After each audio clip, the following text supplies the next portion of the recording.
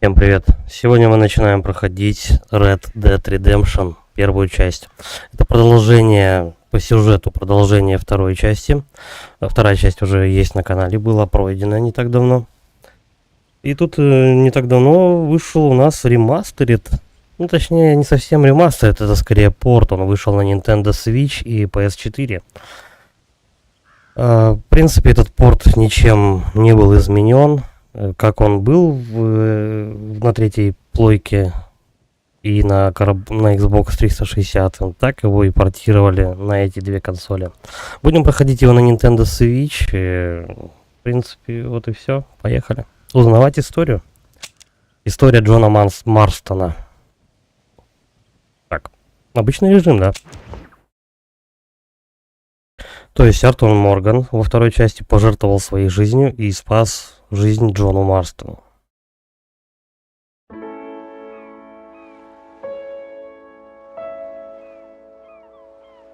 События, по-моему, проходят спустя 11 лет, по-моему, после второй части.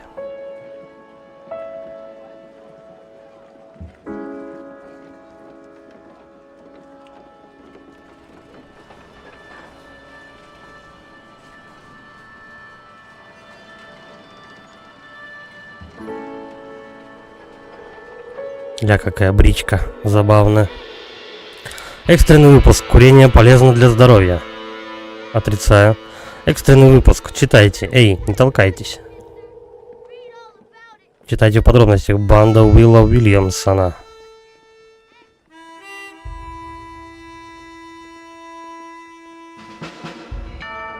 Rockstar Games. На переднем плане как раз у нас идет Джон Марстон.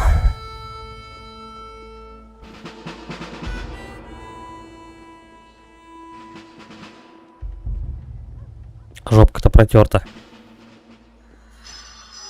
Куда его ведут?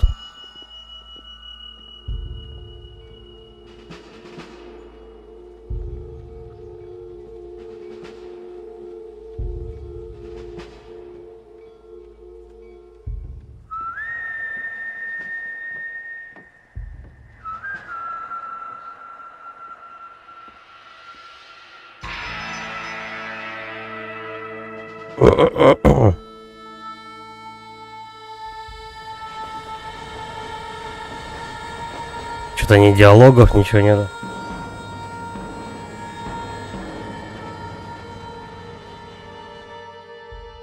Ну, диалогами потом задолбают. Особенно во время поездки. Надо будет один глаз на субтитры, один глаз на дорогу.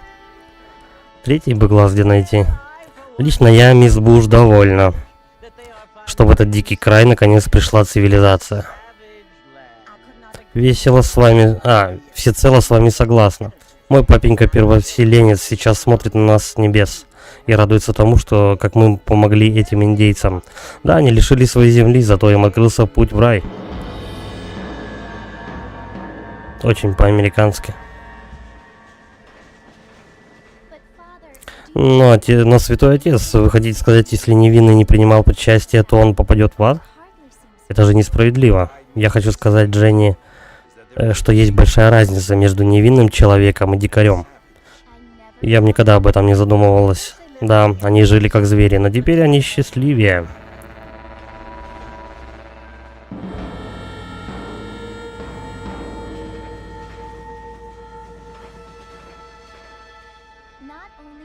У нас не только появились автомобили, Святой Отец. Говорят, что в скором времени мы сможем летать. Летать могут лишь ангелы, Дженни. Нет, выходит, что и люди тоже. Вы не слышали? В Канзасе один человек даже поднял машину в воздух. Сомнительно, Дженни.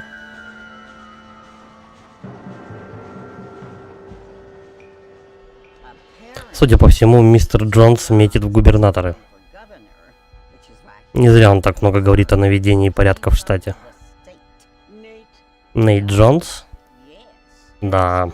Его родня сплошной деревенский сброд, приехавший сюда после войны.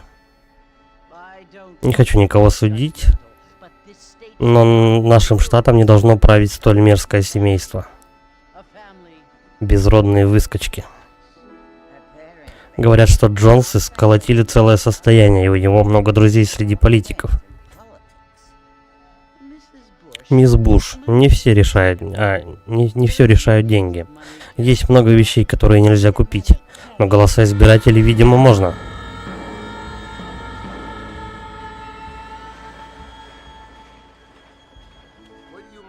Дорогая моя, мы должны помнить вот о чем. Мы здесь для того, чтобы нести Слово Божие. А Слово Божие и цивилизация суть одно и то же. Это дары нам. Это возможность наконец жить среди людей, которые ведут себя достойно, не убивают друг друга и не мешают нам исповедовать свою веру.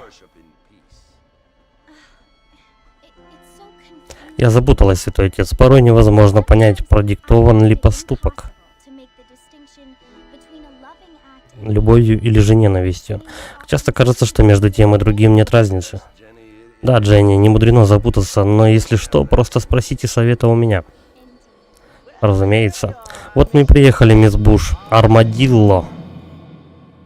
Армадилда. Окей. Помним, да, то, что шрамы у него на лице и то, что его волки погрызли во второй части. В самом начале. Артур его спас.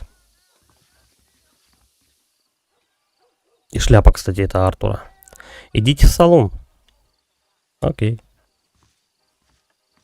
Пока что будут такие микрофризы, потому что кэш подкачивается. Что-то там, ну, в общем, поначалу будет такое, то, что маленькие такие зависания в игре, потому что эти кэш обрабатывается и так далее. Но это скоро пропадет. Так, метка на карте указывает на цель задания. Отправляйтесь к точке на карте и подойдите к X. О, чел бухой. Прям как я с работы. Так. Что он делать будет? О, перекати поле есть. Как он ходит вообще? Он как будто кукловодом управляемый. Ай, бедняга. Ну и что, он заберется? Наверное, никогда. Я хочу понаблюдать за ним.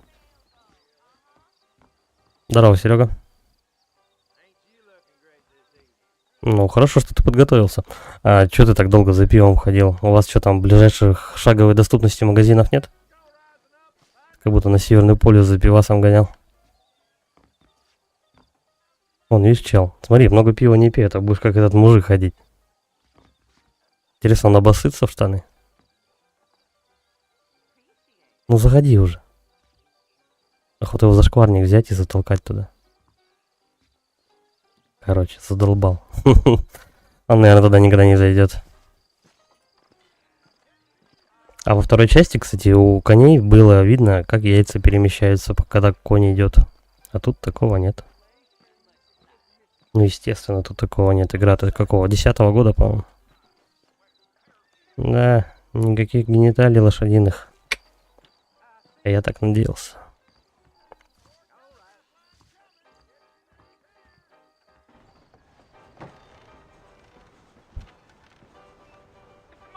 Мистер Марстон. Мистер Марстон, сюда.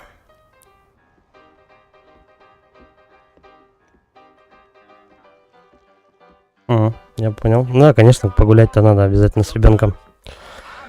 Я Джейк. Ваши друзья из Блэквотера наняли меня вам в проводники. Они мне не друзья, но все равно рад знакомству, Джейк. Лошади готовы и ждут снаружи. А куда мы с этим пугалом пойдем? Этот прям наигрывает. О, ни хрена там телка стояла. А где Чика? О, пойдем Чику смотреть. Идите за Джейком к лошадям. Подожди, тут проститутошная рядышком.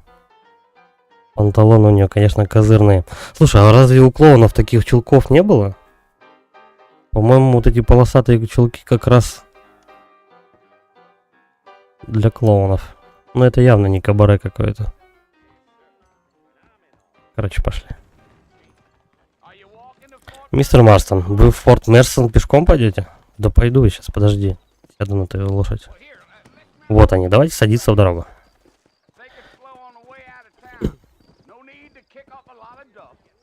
Ну, на PS3, да, было мыльное и серого было много. А тут я, короче, пару модов поставил на 60 FPS. Ам, Скажем так, в пользу производительности некоторые ненужные детали в графике убирает. И что-то еще, по-моему, какой-то еще мод поставил. Ну, смотрится вполне нормально. Я так посмотрел, в принципе, прямо ровно 60 FPS нету.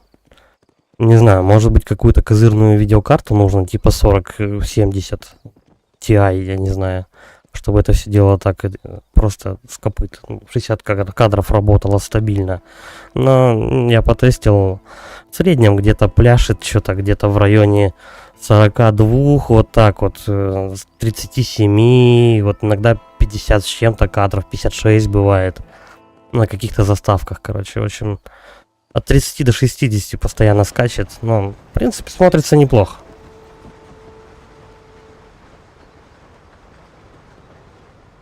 А так, ну, детализация, в принципе, на уровне. Ну, не знаю, для того времени тогда тоже игра хорошо выглядела. Так, извините за прямоту, но порядочным людям там и делать нечего. Кто сказал, что я из порядочных? Форт давно уже стоит заброшенный. Говорят, его построили в годы войны с Мексикой. В пору там было много солдат. Почему же они ушли? Я точно не знаю, вроде как их послали на север воевать с индейцами. Или может им надоело служить в армии, и они подались в золотоискатели. Вы знаете, как это бывает? Так что там вам понадобилось в форте? Я ищу старого друга. Ну, как я сказал, нынче в тех краях вы мало кого найдете. А кого найдете, те будут рады вам примерно как гниющему зубу. Я не сужу о человеке потому, с кем он водит дружбу, но мы с ним давно уже не друзья. Подожди, он за одним человеком едет или за двумя? Это странно. Он то про одного говорит, то про двух. Ну, помним, да, то, что после второй части у нас Джон Марстон перестал быть бандитом, обзавелся семьей, купил себе ранчо. И в нем, типа, счастливо жил. А тут начинается первая часть. Посмотрим. Эмулировать старая Switch такое себе. Ну да, так вот, ну, на PS4 только сейчас можно было либо лезть покупать какой-то аккаунт с этой игрой, либо диск заказывать. На диске даже она еще не вышла, прикинь. Диски, по-моему, появятся что-то с игрой этой в октябре, что ли. Дай бог, если. И то там, пока закажешь, пока придет еще и стоить будет хрен знает сколько. А так, что бесплатно-то не поиграть? Старую игрушку. Ну, можно, в принципе, было просто старушку PS3 запустить и все. Вы еще заглядываете в Армадило, мистер Марстон? Вряд ли. Я не планирую здесь задерживаться. Но если хотите насладиться женским обществом, Армадило не худшее место для этого. Ага, а в Армадило у нас, короче, проститутошная местная, да? Окей. Да, тут с дополнением про зомби. Вот это мне тоже, кстати, надо будет глянуть потом. Так вот, меня за это дело чё? Я вроде про него не слышал. Сказал, пришла телеграмма из Блэквотера. Чинуши велели найти проводника. Наверное, это все что-то там. В общем, проводника найти. Тут все DLC присутствуют, которые были в этой PS3 версии. Вы за языком трепаете не любите, да? Да, я просто, чтобы не скучно было, так уж я устроен, не принимайте близко к сердцу.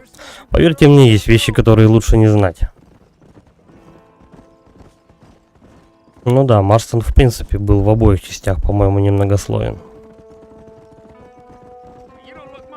Вы не похожи на этих хлыщей из Блэквотера, потому что я не оттуда. Сказать по правде, я не питаю особой любви к этим городским пижонам, совсем не питаю. Блэквотер и городом-то можно назвать с большой натяжкой. А так соглашусь. Честное слово, мистер Марстон, эти койоты питаются лучше меня. Уж недалеко, мистер Марстон. Форт за этим холмом. Metal Gear Solid. Ну, я вот особо не фанат вообще Metal Gear'ов. Я проходил первую часть, и то не до конца. Остальные видел вообще там издалека. И даже не знаю, про что они и так далее. Не знаю, если выйдет, можно попробовать. Если прям хороший ремейк будет, почему бы нет? Да, хорошо, отписывайся. Я модурку с тебя послезавтра сниму. Ну, посмотрим. Выйдет, так это. Глянем, как это вообще. Ну, просто вообще, в принципе, сейчас в игру с PS1 играть, ну, блин, все там очень квадратное. Или треугольное. Ну, вспомни сиськи Лара Крофт, вот эти вот 2 треугольника на груди. Ну, это же жесть вообще. А тут, если ремейк сделают... Не, стоит подождать. А если сделают достойную вещь, как бы, почему бы и не пройти? Там же сюжет, насколько я понял, довольно-таки закрученный и довольно интересный. Metal Gear Solid и третья часть ремейки новые стоит пройти. Ну, так там, наверное, тогда уже можно и 5-ю залезть, и 4-ю проходить. Ну, если зайдет все это дело. Как бы не зря Кодзиму гением-то называют, только из-за этой серии игр, по сути. А больше он такого прям блюда крутого ничего и не сделал. Death Stranding я не считаю. Это Death Stranding это такое. Это вот полет фантазии, короче, и то не очень хороший. Так, Форт Мерсон. Угу. Что ж, мистер, вот это бывший Форт Мерсон. Теперь там обосновалась какая-то банда. Я так и понял. Здесь мы с вами попрощаемся. Желаю вам приятно провести время. Он сейчас последние зубы, наверное, выплюнет просто. А у Марстона такой голосок прям... Как у собаки Павлова. Очень хриплая хрень. Подъедьте к Форту Мерсеру. Ну, давай подъедем. Ну, лошадка, в принципе, управляется, как и в ну, во второй части. Так. Нормально, короче. Гранд Зефт кобыла.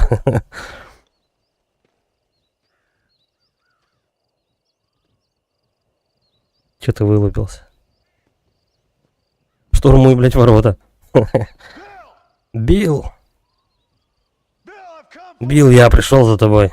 Бля, это так все комично, кинематографично. Приезжает мужик, вокруг пустота, и он орет, ну, как в этом фильме Троя. Гектор! Гектор, выходи. Ну, тут то же самое. Американцы такие американцы. Билл Уильямсон, покажись сию минуту. Уходи, Джон, не вынуждай меня убивать тебя. Давай обойдемся без убийств, Билл. Ты думаешь, я что, вчера родился? Ты всегда считал меня идиотом. Неправда, Билл. Ты был мне как брат. Я хочу попытаться тебя спасти.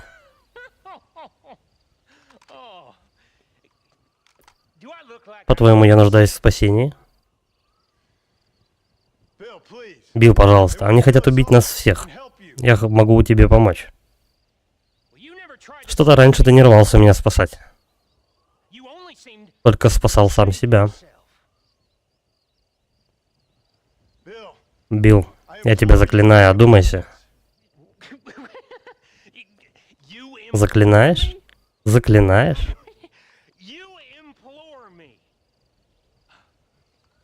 Ты всегда любил вычурные словечки.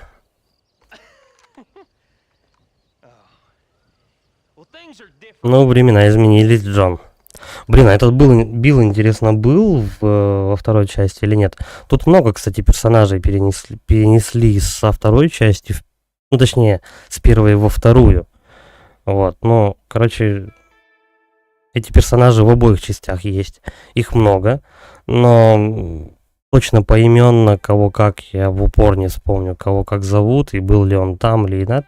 Я знаю точно то, что тут будет Дач Вандерлинде. Это который был главарь банды в первой части. Вот здесь я не знаю, как он. Тоже главарь какой-то банды? Теперь я главный. Ни Дач, ни ты мне больше не указ. Заклинает он. Я тебе заклинаю вот что. Иди скажи им. Пусть в следующий раз пришлют кого повнушительнее. Тогда... Это был очень тупой поступок. Бедняга Джон. На что он рассчитывал, я не знаю. Стоит возле ворот, достает пистолет, когда он на мушке у 3 человек. Чего?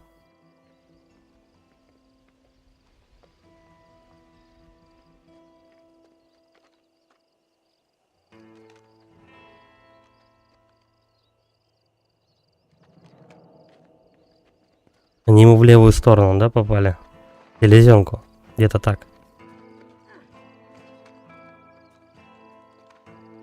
Но я думаю, что этот Билл все-таки он раньше тоже был в банде.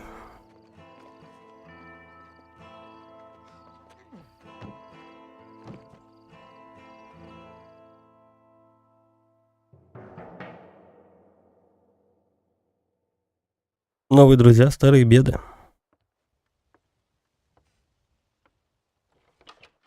Почему 2000-х именно годов? Че не 90-х? Значит, вы выжили. Кажется. Как вы себя чувствуете? Не могу подобрать приличного слова. Я могу. Глупость. Так мы здесь это называем. Чего вы добивались? Я совершил глупость. Ну, жить будете. Доктор сказал, самое страшное позади. Он вытащил пули пару дней назад. Взял с нас $15. Простите, мэн. Может, лучше бы я там и умер? А вы хотели умереть? В этом все дело. Поэтому вы отправились прямиком в Форт Мессер и затеяли свару с самым страшным бандитом, чтобы умереть, мистер? Мистер Марстон. Джон Марстон. Бонни Макфарлейн. Мисс Бонни Макфарлейн. Возможно, вы правы, мисс Макфарлейн. Не знаю. Так чего вы добивались? Я хотел дать мистеру Уиллисону шанс. По старой памяти. Вы знаете Билла Вильямсона? Знал его когда-то давно. И каким он был? Глупым. Совсем как вы. Она все не упускает возможности его как-то подколоть, то, что он тупица и тупую пошел просто против банды, которая находится в форте. За крепостью, за стенами. У них все преимущества. Он один поперся уговаривать. Уговорить не получилось. Достает пистолет и хотел... Что он хотел с этим пистолетом сделать? В стену выстрелить или что? Убить перекати поле? Ну, естественно, в него шмальнут. Придурок. Спасибо, мисс. Вы не видели мою шляпу? Видела. И что вы будете делать теперь? Теперь я займусь им всерьез. Без оглядок на былую дружбу. Что ж, звучит захватывающе, мистер Марстон. Настоящее геройство, как в бульварных романах, которыми зачитывался мой брат. Что ж, мне пора. У меня много дел по хозяйству. Конечно, если вам уже лучше, вы могли бы чуть позже помочь мне с обходом территории. Отработайте часть денег, которые мы потратили на ваше лечение. Конечно, и спасибо за то, что спасли мне жизнь. Впредь, мистер Мастер, я бы посоветовал вам не спешить с ней расставаться. Приму к сведению. Короче, брюшко мне зашили. Теперь... А чё он свою знаменитую жилетку не одел? У меня жилетку украли. Присоединитесь к Бонни. Тут есть что-то еще можно делать? Допустим, гонять гусей. Не, с мужиком нельзя разговаривать вообще. Как-то он не очень неустойчиво на ногах стоит, серьезно. У него падучий, походу. Я просто иду на него, и он падает. Ну-ка. Я загнал его в тупик. О, сейчас было бы на бочке кое-что. Вот такое кое-что. Вот такому кое-кому. Ну-ка, а вдвоем? Они чуть вдвоем не упали. По-моему, у них что-то с вестибуляркой. Ну-ка. И она упала. Excuse me. Вы меня excuse me чуть-чуть. Ладно, пошли, короче, по заданию. Бля, ну гарно бегает.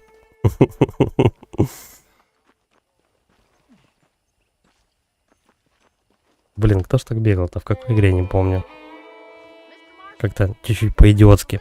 Мистер Марстон, смотрю, вы снова в мире живых. Я подумал, что мне пора начинать возвращать те $15. Мне точно не помешало бы тут еще пару рук. Посмотрим, сможете ли вы вернуться в седло. Идите за Бонни. Подожди. А у нас... чё? Какая-то лошадь. Карта.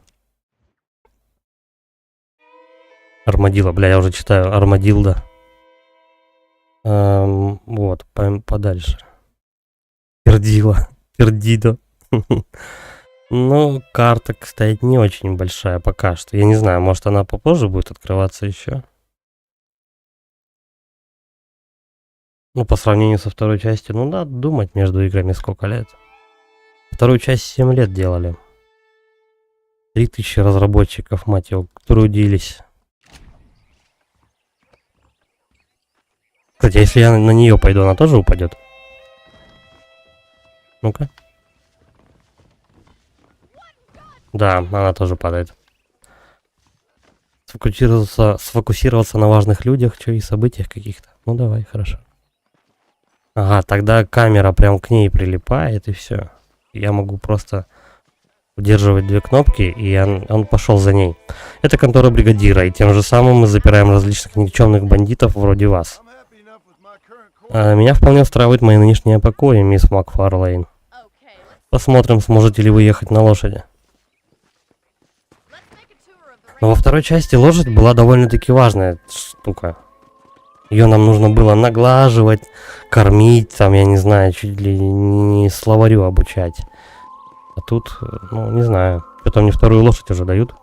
Во время поездки верхом рядом со спутником удерживайте Б, чтобы подстроиться под его скорость.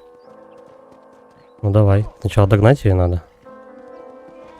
Что у нее скорость не ахти, конечно.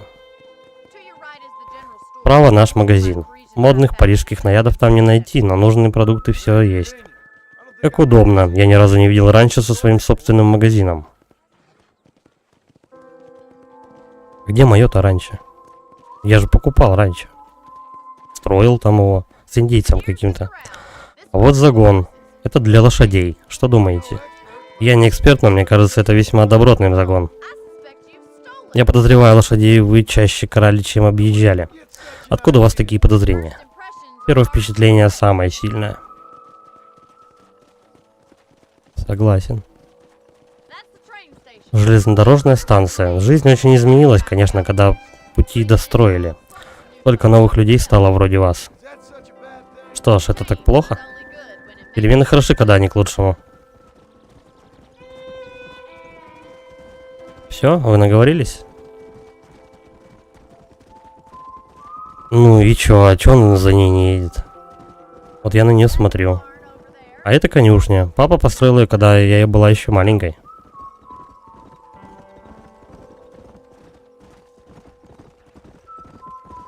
Вот, ну вот мы вернулись к дому. Переведем дух, а после отправимся делать обход. Ну вот беда как раз этого рокстаровских вот этих субтитров. Диалоги всегда идут в тот момент, когда вы едете по дороге. И ты постоянно одной рукой пытаешься за субтитрами уследить, другим глазом ты смотришь на дорогу. Еще пытаешься не врезаться никуда. Вот я часто во второй части улетал с лошади просто кубарем. Через лошадь, через башку ее просто перелетал, потому что тупо читал диалог и врезался в дерево элементарно. Так, мы вернулись. Поведите лошадь к навязи. Хорошо. Привязали лошадь. Тут можно, интересно, лошадей покупать или нет? Или, ну там, во второй части было прикольно. Я вот одну лошадь поймал, самую крутую, на карте нашел. Поймал ее, и она у меня, в принципе, всю игру и так и протусовалась. Прям.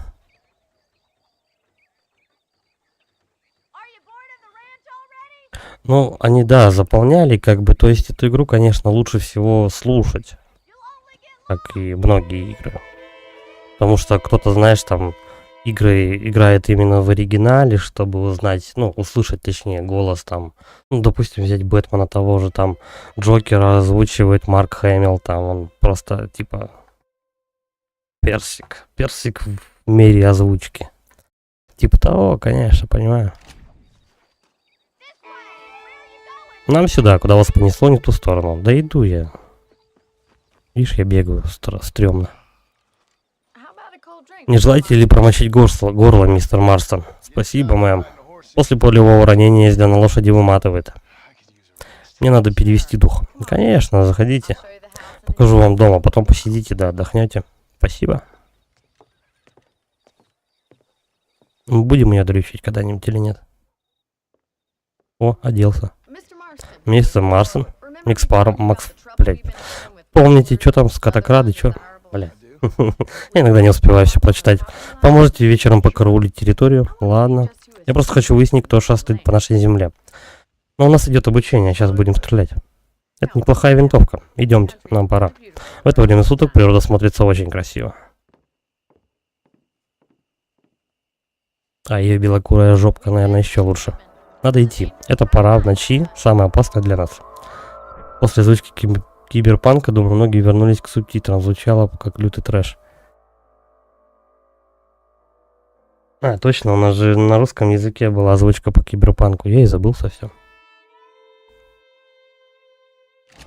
Да не, в принципе, я не знаю. Я приветствую любую озвучку на русском языке.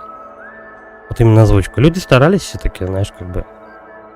Ладно, одно дело там субтитры прописать, как бы. Это тоже труд, но не такой, как бы, как озвучка. С учетом того, что у нас люди, которые занимаются озвучкой, не так уж много получают, я думаю. Я, по-моему, как-то даже гуглил, что-то у них там зарплата, по-моему, 30-50 тысяч в месяц примерно, так что-то считается. Ну, не шибко много. А они довольно-таки узнаваемые по голосу. Но, естественно, никогда ты их не увидишь вживую. Ну, при желании, если только.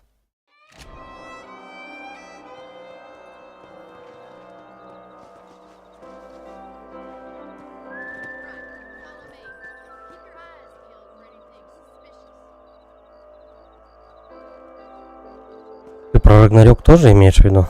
Ну, понятное дело. А, подожди, Рагнарёк, по-моему, без озвучки. Ну, вот 18-го года, ну, этот God of War неплохо, да, был озвучен.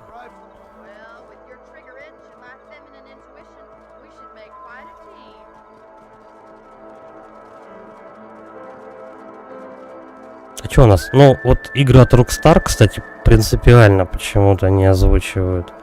Может быть, какой-то у них, типа, ну, табу, я не знаю, типа патента какого-то, типа, камон, не озвучивайте наши игры.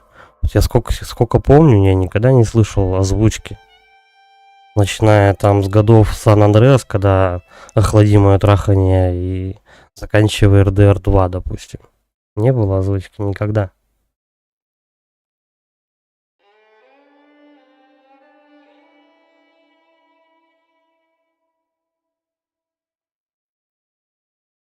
Да зачем это PS5 Pro? Ну зачем? Чтобы на ней не во что так же было поиграть, а если было, то очень дорого, за 7000 игру покупать, такое себе удовольствие. Рагнарёк, я думаю, скоро и на ПК выйдет. Ну, чисто для коллекции покупать. Тратить полтос, такое. Нет, если бабки позволяют, конечно, почему бы нет. Ну, то я сейчас что-то пока не готов потратить 50 косарей просто так, чтобы у меня дополнилась коллекция еще одной номерной PlayStation. Такое. А 18-го года, кстати, God of War мне не особо. Мне больше понравилось первые 3 части. Я думаю, что даже если Pro версия выйдет, она мало чем будет отличаться от PS5 обычной. Ну, добавят там чуть-чуть оперативы, чуть-чуть видюшки получше сделают, да и все. Я думаю, все, что на консольный момент вот этого поколения, все, что они могли, они уже, в принципе, почти выдали. Сейчас пока, по-моему, ближайшее надо ждать это Switch 2 и PS Slim версию.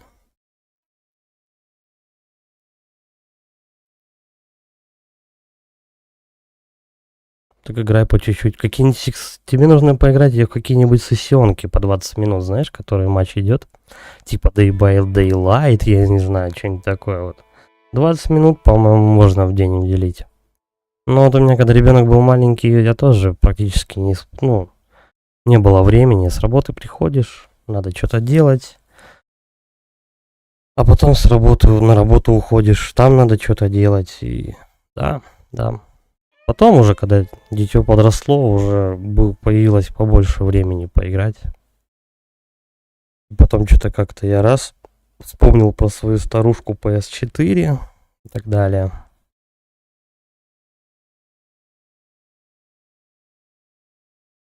Foxhole. Я потом гляну, что это такое, если не забуду. Так, ладно, поехали. Тут на охоту меня тетка вызвала. Кстати, а разве женщины не должны сидеть в седле боком? Не раскинув ноги по бокам. Они же боком вроде правильно должны сидеть. Чтоб себе там не отбить ничего. Воу. Чё? Мне нужно прям туда подойти? А, нет, не обязательно. Уже предвкушаю запах чего? Кроличьего дерьма? Ну давайте, вашей жажде крови наконец-то нашлось применение. Избавьтесь от кроликов. Да. Прямо в башку зайчику. А есть у нас типа... Понятно. А где там этот мега-зрение этого чела? Как оно там называется-то? Да все замедляется, и он стреляет там зайцев в 5 разных точек. Все, что ли, постреляли? А собирать мы трупы не будем? Да ладно, столько мяса пропадает. Ну, кстати, с ружья в зайца стрелять такое себе. Потом будешь плеваться дробью.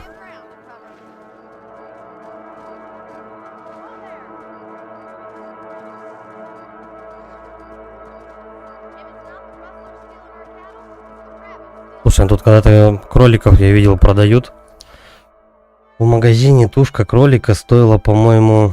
Ну она такая дохлая просто. Она там вся перемерзшая. Он аж синюшный такой, просто, я не знаю. Но он, по-моему, своей смертью, во-первых, умер. Во-вторых, его потом раз 50 еще переморозили. И потом разморозили, вот так вот, раз 50. Заморозили, разморозили. Вот. И... Что-то там 1500 за него просили, по-моему. За килограмм. Тушка весит, по-моему, что-то 900 грамм, что ли, или 1200 грамм. Как-то так. Я и кроликов не пробовал. Хотелось бы попробовать, но не вот этот вот мусор, который замороженный продавали. Так, заниматься раньше дело хлопотное. Может вам переехать в большой город, заделаться светской дамой? Ну да. Чё? Мы еще дальше на стрельбище едем. Все, на кроликов больше не интересно убивать.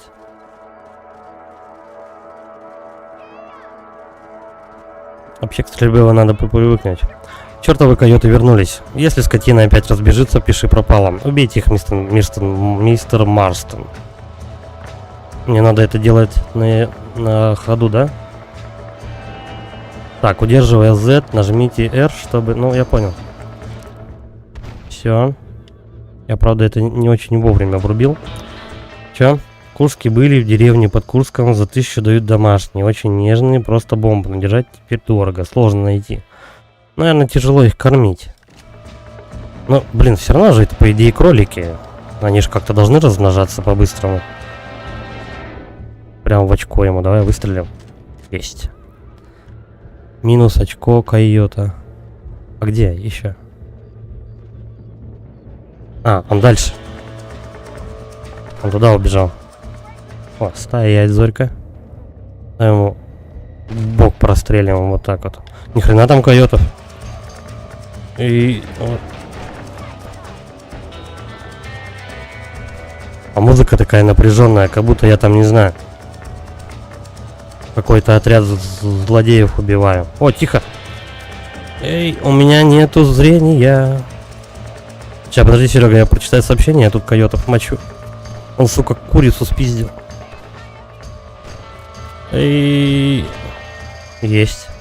Тихо, еще одного надо догнать.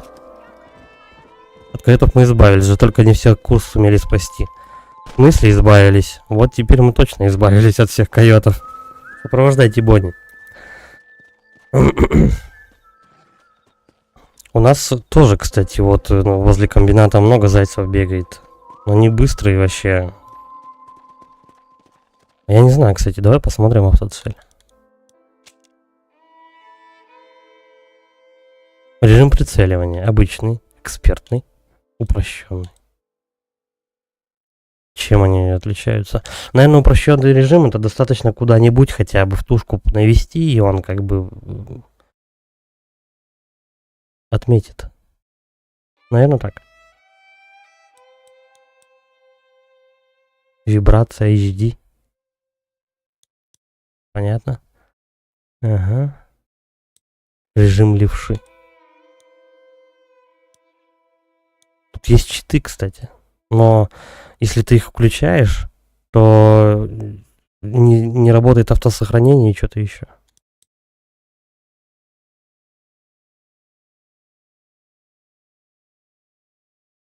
Да-да-да, нужно вот прям супер-супер авто. Так на геймпаде попробуй. Я давненько уже на геймпаде не целился. Последние шутеры, которые играл, я играл именно исключительно на клавомыши.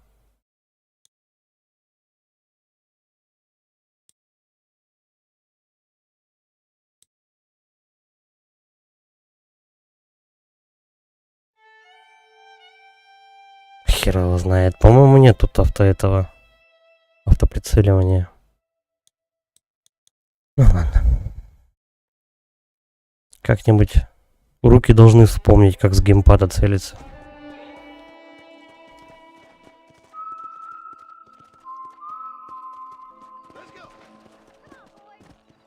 Они вообще мясо не собирают. Походу зажравшиеся люди. Ну, попробуем. Попробуем, как оно. Так, вот там мужик сидит. Мужик сидит, ну-ка. А он все равно, да, это есть упрощенный, короче, это вот автоприцел. Я вот сейчас смотрю на вот эту дверь, короче. И чик на мужика. Чик на дверь, чик на мужика. Балдеж. Вот все. Сейчас будем супер меткими с мышки. А как ты на свече мышку подключишь? Нет, нет, нет. Так я же тебе говорю, порт этой игры сделали только на Switch и PS4.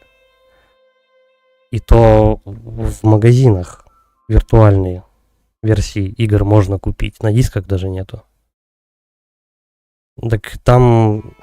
Я даже не знаю, стоит ли пытаться просто управление Nintendo Switch под клавомышь переделать.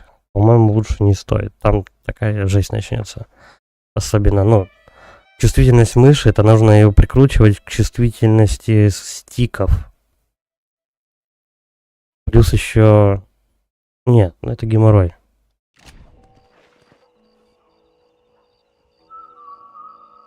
Но, кстати, вот стрелять в версии PS4 Red Dead Redemption 2 было удобней. Но все остальное было удобнее играть на компе. Ну и красивее на компе, конечно, она выглядит, вторая часть.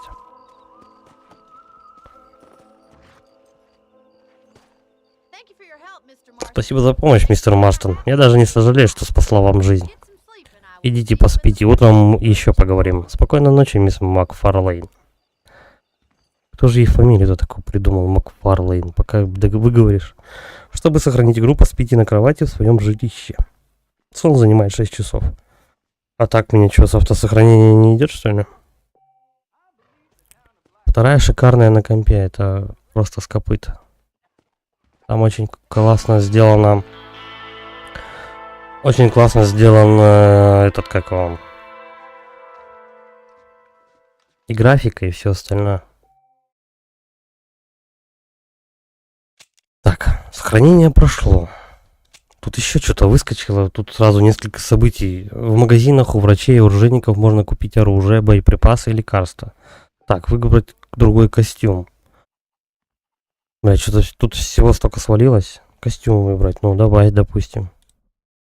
Ебать. Какой он импозантный молодой человек. Первоклассный наряд дает вам возможность играть в покер с высокими ставками в Blackwater. А во второй части я помню то, что нужно было одежду купить и постричься, по-моему. Что-то такое, вот какое-то задание было. Тоже в покер мы играли на корабле. Все, да, костюмов больше нет. Да. Бандит-прощелыга и импозантный молодой человек. Ладно. Потом костюмы откроются, наверное. Все, некоторые люди там что-то могут продавать.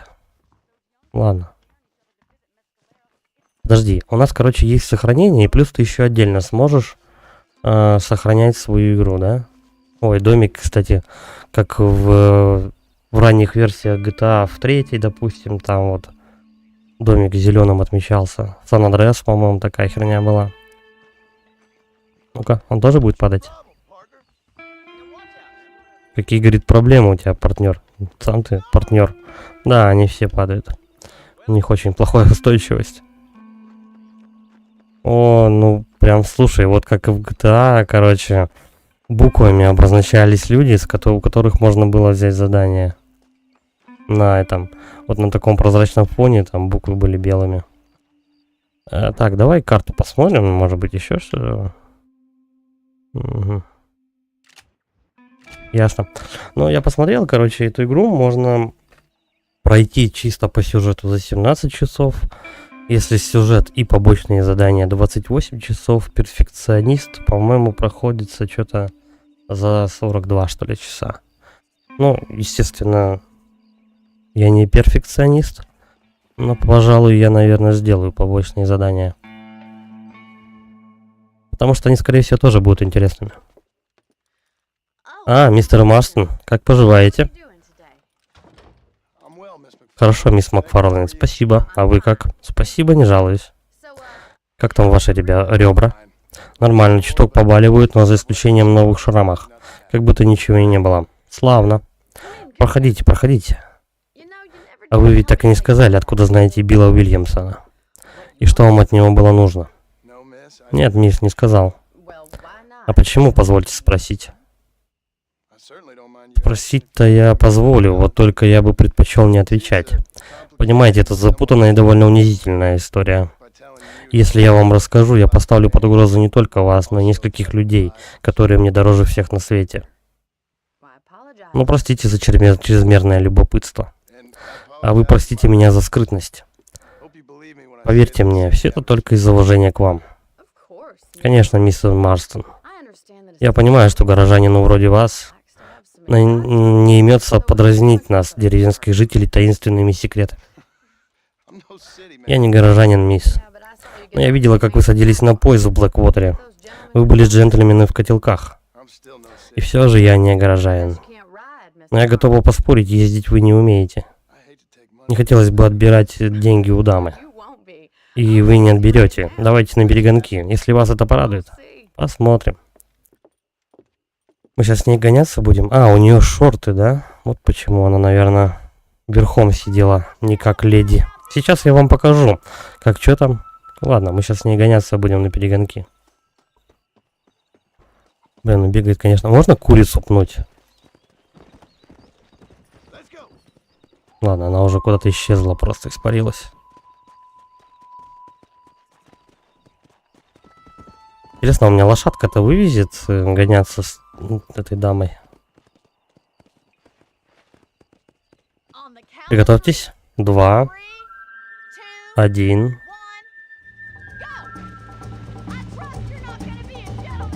Вы же не собираетесь поддаваться мне? Так, ладно, я субтитры не читаю. Мне надо на гонку выиграть. Точки маршрута? В смысле? Почему она меня сбросила? Я типа слишком много ее пинал? Чё, во время езды галопом быстро нажимайте B, чтобы ненадолго ускориться. Запас выносливости будет снижаться. почему меня лошадь-то сбросила? В чем проблема? Блин, мне теперь гонку не победить. Ну, это сюжетное задание, мы еще раз проедем. Это определенно да. На дорогах лошадиных тропах ваша будет лошадь бежать быстрее. А, ну по дороге едешь, лошадь быстрее будет гонять. Понял, принял. Но все равно, по-моему, подсрезать-то можно. Или нет? Кстати, я тетку почти догнал. Она не очень-то быстро едет. Эй, чё лошадь замедлилась? Ты чё, падла? А, у нее хп кончилось. Ну, в смысле, стамина. Лошадиная.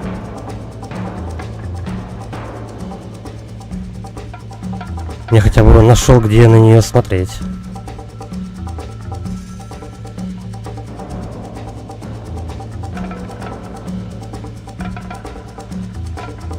Чё? Ваше ездовое животное начинает вам доверять, и благодаря этому запас выносливости повышен.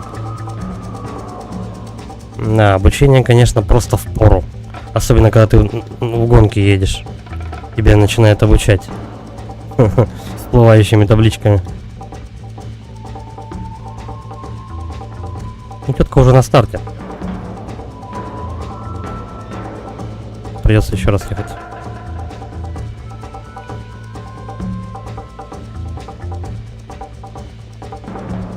Кстати, а если я, допустим, завоюю доверие своей лошади?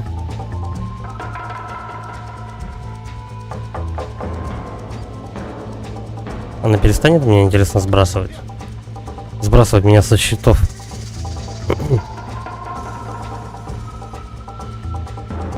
Все, хана, я проиграл.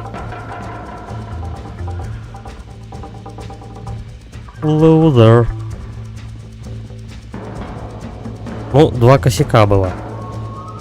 Сначала меня лошадь скинула, а потом она вообще остановилась, потому что я не знал то, что у нее расходуется запас выносливости. О, боевая курица. Было здорово. Ага. Знаете, вам стоит съездить в Армадилло и заглянуть к маршалу. Он бы подсказал вам, что делать с этим мистером Уильямсоном.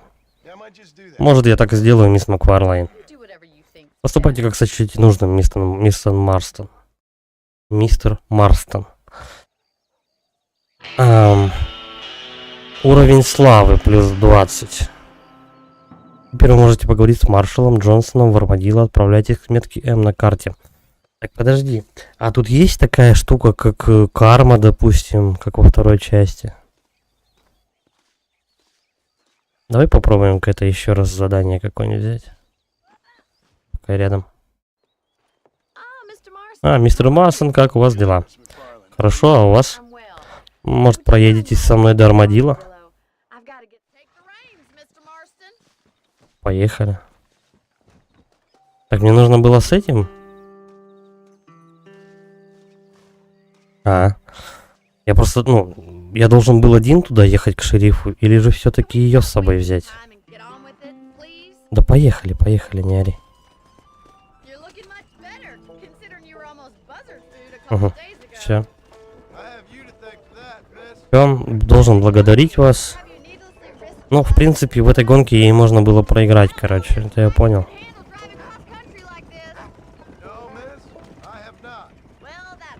Что-то ведет повозочку-то в разные стороны.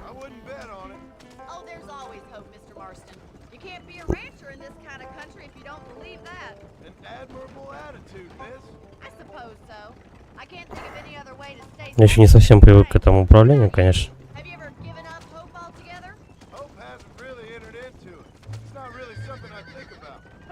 Так, лошадки у нас не поворачивают самостоятельно.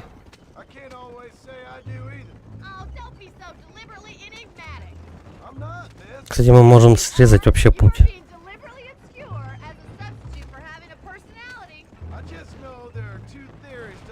Но мне интересно, есть ли тут какие-то активности по дороге?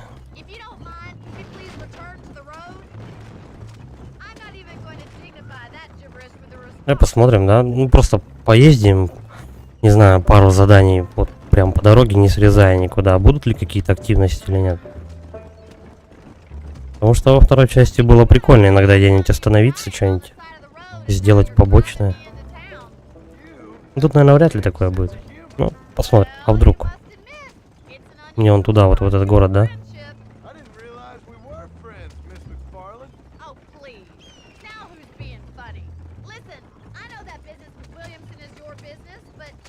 Они тут что-то лорное рассказывают друг другу. Ну ладно.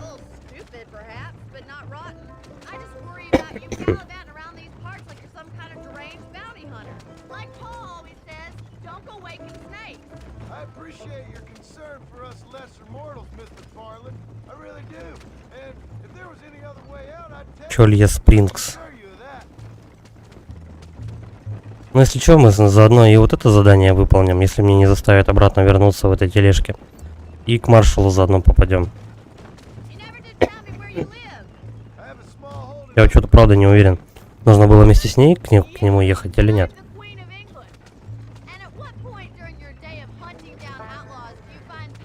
А где его семья, Джона? Куда они делись? О, тихо, тихо, тихо.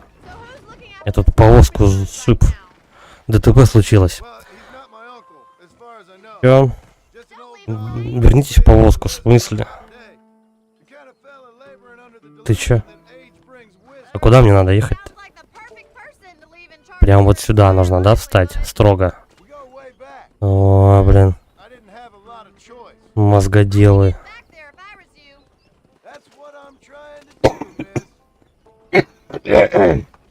Теперь попробуй адекватно развернись. Ну вот, это Армадило. Не Манхэттен, конечно, но нам нравится.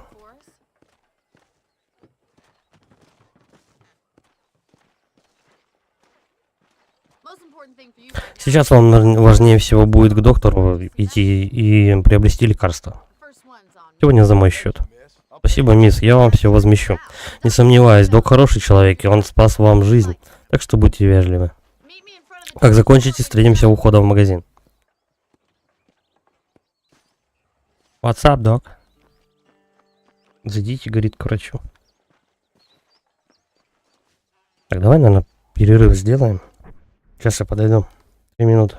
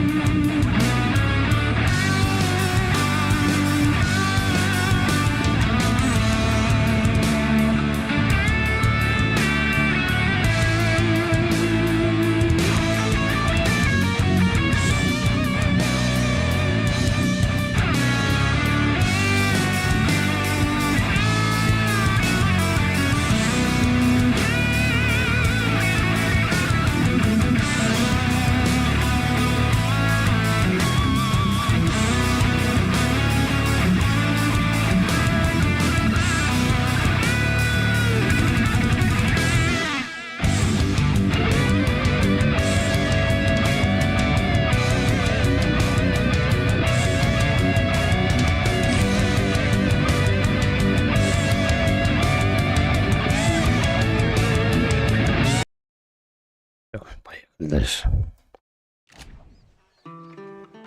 Так, what's up, док? Курите с доктором, купите лекарства. Это бесплатно. Это что? Жевательный табак. А для чего? У меня все равно денег нет. Не густо тут, кстати. Все, я купил.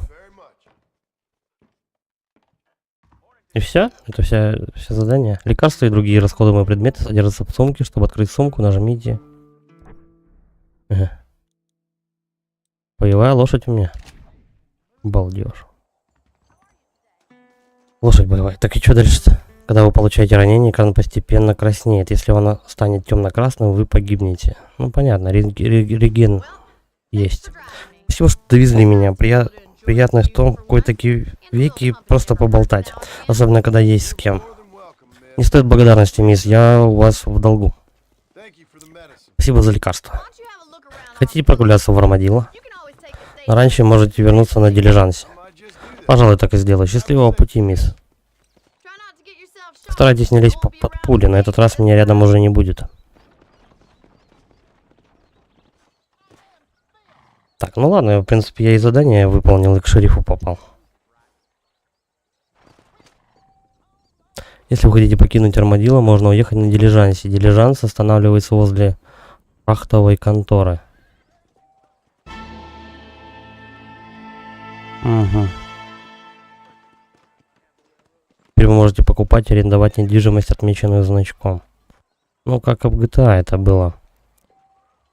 После покупки или взятия в аренду вы сможете сохранять там игру, а рядом будут появляться лошадь и на привязи дополнительные боеприпасы и предметы. И сколько денег стоит это удовольствие? Теперь вы можете поиграть в покер. Я думаю, надо кого-то грабить, чтобы получить много денег. В магазинах доступны новые товары. Спасибо. Пошли на побочку сходим. Вот эта побочка, наверное. Или это дилижансы. Могут доставить вас в разные точки карты. Подойдите к дилижансу и свистните с помощью, чтобы он остановился, затем садитесь в него. Ага. Ехать пассажирам. Понятно. Это не побочное задание. Это просто что-то вроде fast travel, я не знаю. Ладно, в принципе, в общих чертах-то все понятно. Кто где находится. И что с этим делать. Давай карту глянем. Угу. Понятно. Давай к шерифу. А лошадь каждую я могу красть, интересно или нет? Наверное, да. Извините. Эй, к тебе посетитель. У шерифа туберкулез. Утихни ты. А тебе чего надо? Меня зовут Джон Марстон. Вы хотели со мной поговорить? Разве? Вроде как да. С чего это? Видимо, с того, что мы с вами на одной стороне закона.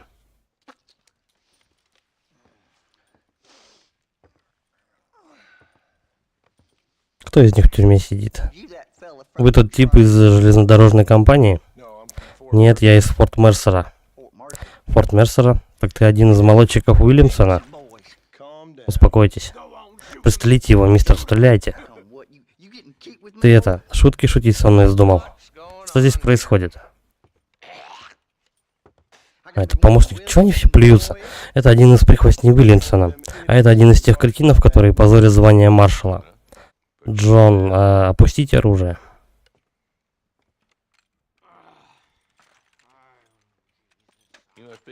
Ты верно тот человек из Блэквотера? Да, сэр, помощничек у вас не шибко умный, но вроде преданный. Джона, выйди-ка на минутку. Так точно, мистер Джонсон. По-моему, у них много слюны лишней. А ты? Я уже достаточно насмотрелся на твою мерзкую рожу, друг. Я там снаружи видел школьников. Иди их попугай. О, ха-ха-ха, урод. Что ты здесь делаешь, Марстон? Пришел напугать моих помощников? Я здесь, чтобы схватить или убить Билла Уильямсона. Ладно. Можете мне помочь? Он не в моей юрисдикции, в соседнем округе. Билл Уильямсон и его парни, конечно, держатся подальше от моего города. Значит, вы рады, что он убивает кого-то еще? Ну, не то чтобы рад, но я ведь не самоубийца. Моя работа защитить этот город, а не вычистить все 3 округа. Здесь и без того проблем хватает, знаете. Слушаю я вас и сразу вспоминаю, почему кое-какие люди, которых я очень уважал, терпеть не могли законников. Что с вами не так? Что ж, я уверен, вы с друзьями отлично провели время, преследуя свои благородные цели. Моя цель — не дать этому городу превратиться в ад для тех, кто тут живет. Проблемы есть во всем мире, мистер. Я делаю все, что в моих силах. А что происходит? Сейчас железнодорожная компания, за чей счет я живу, пытается заставить людей, что ждут людские поселения. Банда конокрадов в Кальоне, с ними надо разобраться, нельзя забывать о банде фермеров на окраинах. А еще сброд, засевший в салуне. С пьяну норовящий перестрелять весь город. Пока это все, но день еще не кончился. Заходи через пару дней и будет больше. Хорошо, давайте так.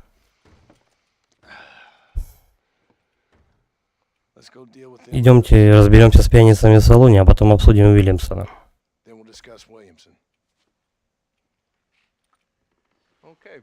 Ну ладно. А ты настойчивый, да? Только не по пустякам. Короче, он сказал, типа, нам 3 цели. Одна в салуне банда какая-то сидит. И еще 2 банды где-то тут рядом тоже. Проводите маршала Джонсона до салуна. Сейчас будет пьяная драка.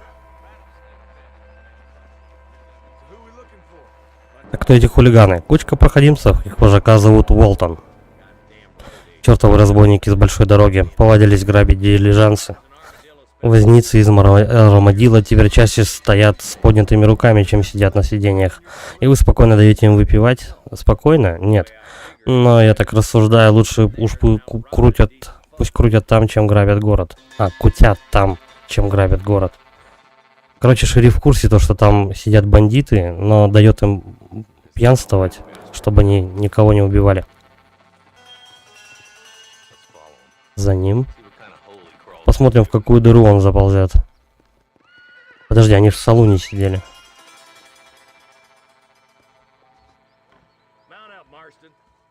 Марстон по коням и за Уолтоном. Свистните, чтобы подозвать лошадь, и сядьте в седло. Где лошадь-то моя? Быстрее. Это моя лошадь? Нет, это его лошадь. Вот, наконец-то моя приперлась. Ты куда?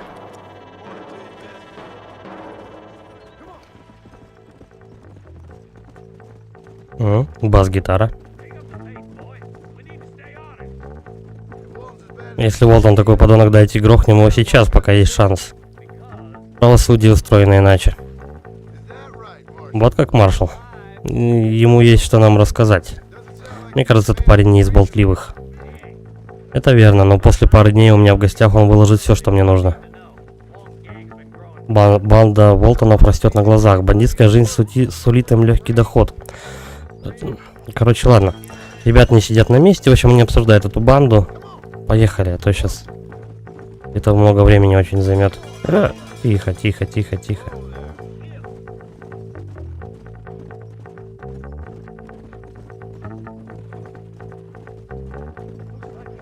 Музыка они особо, кстати, не запаривались, но слушается неплохо. Все, мы его догнали.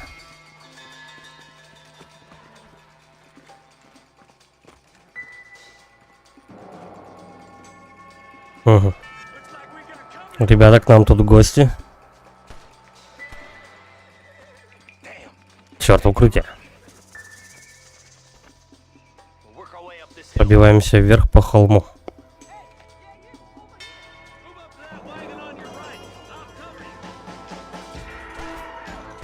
А как присесть-то, укрыться?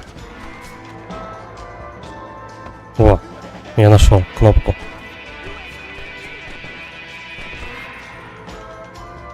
Тихо. Надо чуть-чуть перезарядить.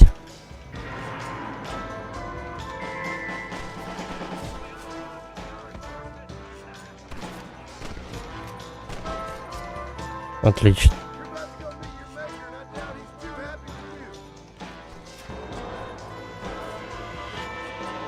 Подожди, я, наверное, попаду. Все, минус чел. Прям через забор его убил. Через дом. Обыскать тело, кстати. Подожди, там еще люди есть. Я хочу их обыскать тоже. Вот, теперь анимация сыграла. Ну надо же.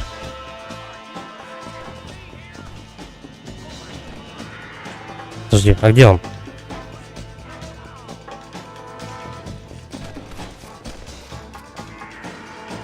Давай его обыщем.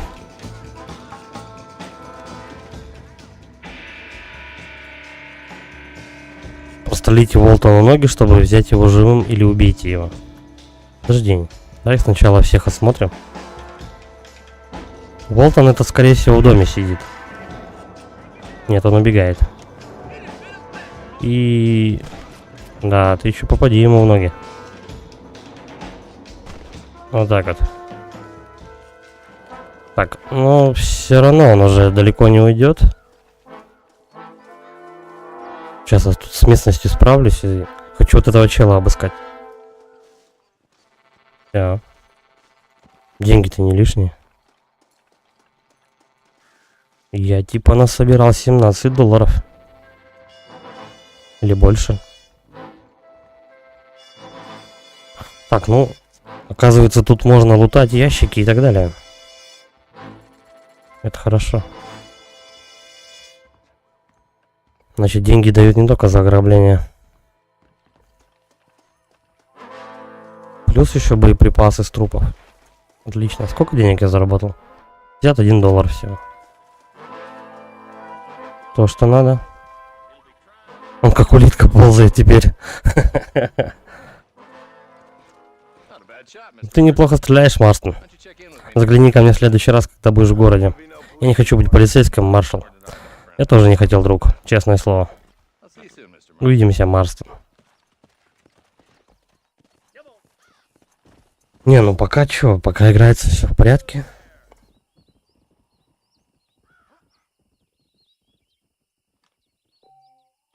Да, $1 100 рублей. И еще. У меня где-то того $81. 8000 просто за дело заработал. Как тебе? А лошади нет. Уровень чести. Так подожди. В свою очередь, если ваш уровень чести низок, преступники будут хорошо относиться к вам, порядочные люди будут относиться к вам плохо. Короче, тут такая же фишка с этой. Уровень чести можно посмотреть в разделе статистика, меню пауза. Тут такая же штука кармой, как и во второй части. Но, правда, я вот не совсем понял насчет знаменит, насколько ты или нет. Как это относится вообще к делу? Непонятно. Маршал завез вас далеко в глушь. Вы можете быстро вернуться в город, используя возможность поехать в место назначения в вашем лагере. Откройте сумку и с помощью выберите, блядь, я не успеваю прочитать. После битвы обыщите тела. Понятно. Почему вы мне лошадь не подозвать? Тут же не имеет значения, где она находится. Правильно?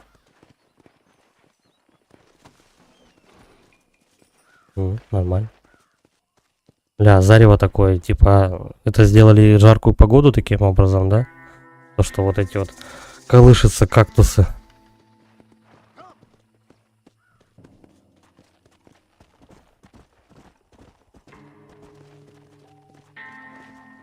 Вы можете сохранить игру в дикой местности. Выберите лагерь в сумке, чтобы разбить лагерь и сохранить игру.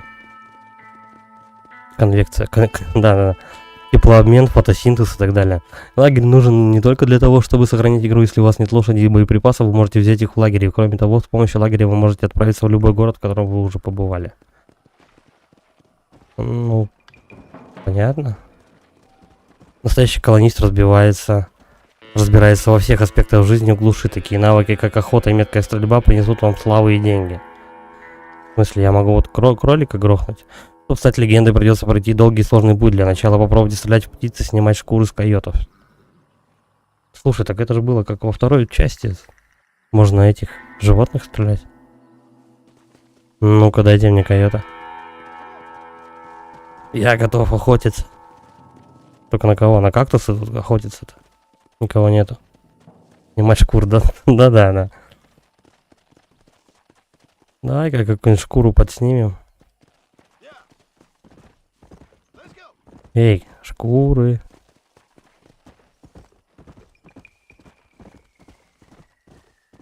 Не знаю, куда ехать-то.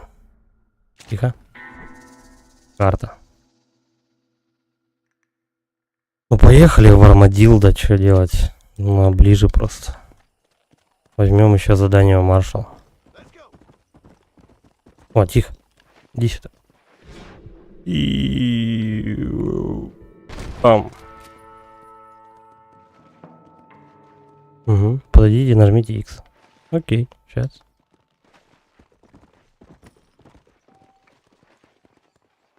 Да отойди, лошадь, блять, она мне дичь давит.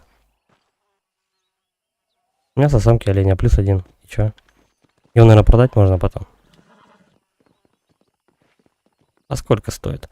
В принципе, вот и во второй части тебе не шибко-то много денег давали за эти шкуры и так далее. Попробуем, одну продам. Если дорого, тогда ладно. Ну, а ты как хотел. Прям будет тебе он... Кстати, и в первой-то части анимация свежевания не шибко хорошо была сделана. Так, чисто. Условность.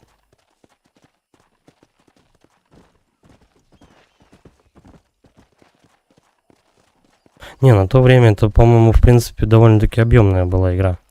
Отсюда видишь столько кактусов и, в принципе, растительности нету. Экономия ресурсов. Города крохотные и так далее. Можете, что там, филе, чего? Вы можете играть в 5 пальцев, филе 5 пальцев. Чего? Блять, какая-то игра еще. Начинает активностями закидывать. Так, Армадилдо. И чё?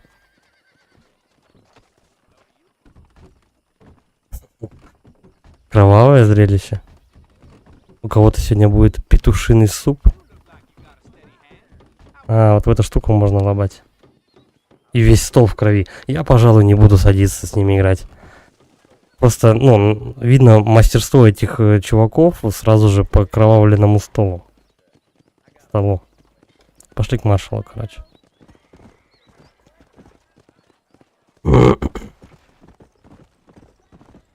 Сейчас мне еще что-нибудь... Тут какой-то знак вопроса. Это кто? Возьмите плакат о розыске, чтобы взяться за поиски преступника. Незнакомцы, которым нужна помощь, на карте отмечены знаком. Блин, вот... Сколько тут... Получается, ну час, да, игра плюс-минус, там по чуть-чуть давала информацию. Сейчас просто вот эти вот сыпятся таблички одна за другой. У тебя есть это, у тебя есть это. Ты можешь что делать? Ты можешь это сделать. Ты можешь брать какие-то побочные задания. А вот тебе еще задания побочные. А вот тебе еще 8 разновидностей всяких заданий.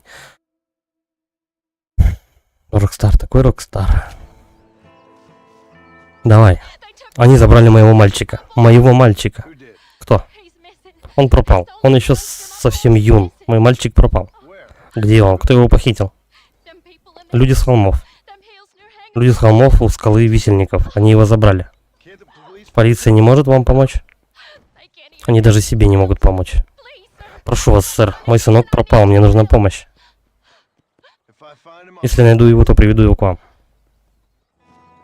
Поищите мальчика у скалы висельников. А это как-то отмечено? О, тихо. Труп. О, это мой жмурик. Обыскать тело.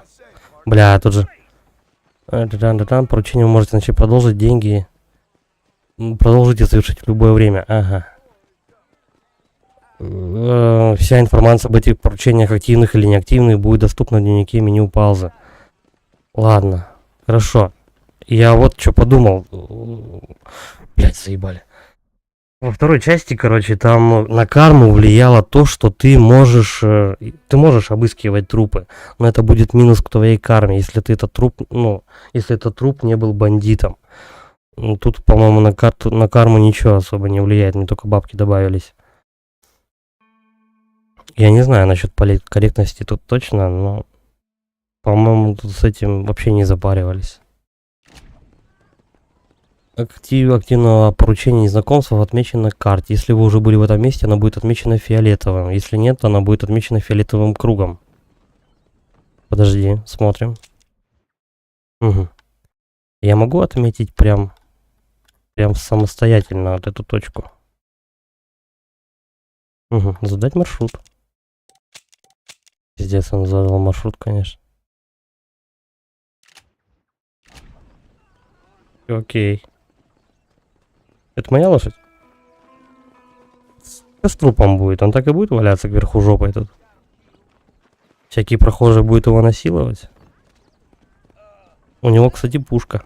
И мухи вокруг него валяются. Взял ему по башке, проехал. Ай-яй-яй-яй-яй. Хоть бы убрали, что ли, его. Тут просто в начале игры вещали про какие-то там эти духовные ценности. То, что молиться надо и так далее. Ой, что с ним будет сейчас? Гробовщик сейчас его заберет, да? Попинал его. И прошелся по нему просто по трупу. Да, ну и гробовщик у вас, конечно, ребята. Подожди, а я могу его на плечо закинуть? Нет, ни хрена. Я могу только походить по нему. О, перевернем его. Давай, упни ты его. Стал на него ногой, как на трофей. Кто его убил вообще, я не знаю. Ботинки у него шикарные. Как у волка из «Ну погоди», пальцы отрезаны, чтобы это под размер подогнал. Окей. Ладно, все, поехали, короче, пацана этого спасать. Не знаю, где он. Каких-то преступников. Ну вот, короче, получается побочка, это у нас знаки вопрос. Основные задания буквами обозначены. А прям побочка, которая совсем не очень значительная, это типа активности, короче, это вот черепами обозначено.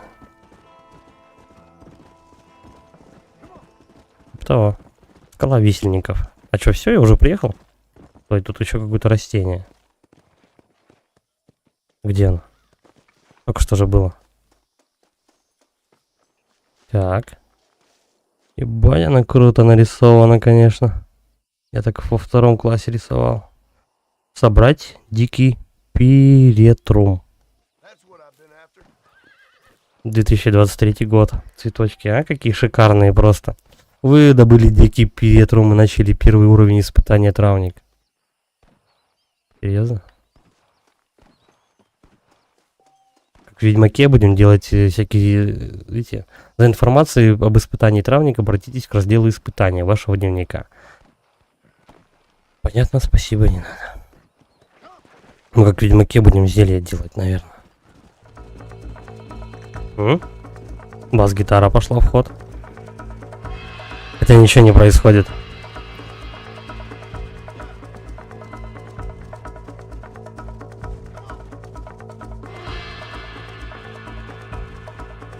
И все. Метка моя пропала.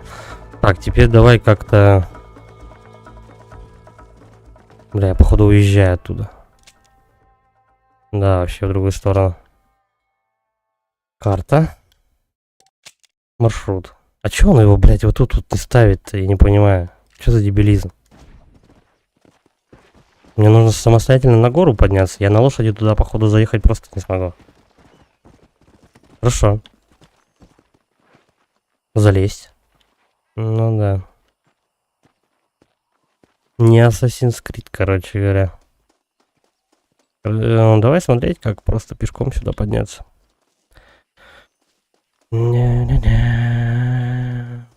Кстати, Кстати, в Зельде у нас неплохо был. Линк умел ползать. Позовите Линка сюда.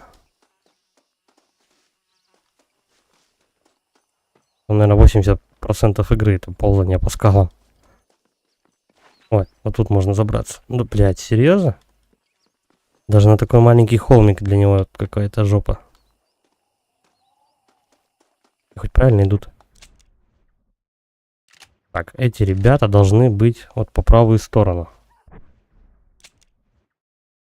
Я типа на них смотрю. Подожди, я ничего, не на ту гору залез. Либо там должен быть какой-то проход. Задний проход. Тихо. Чё, это что? Труп кролика. Его змея съела.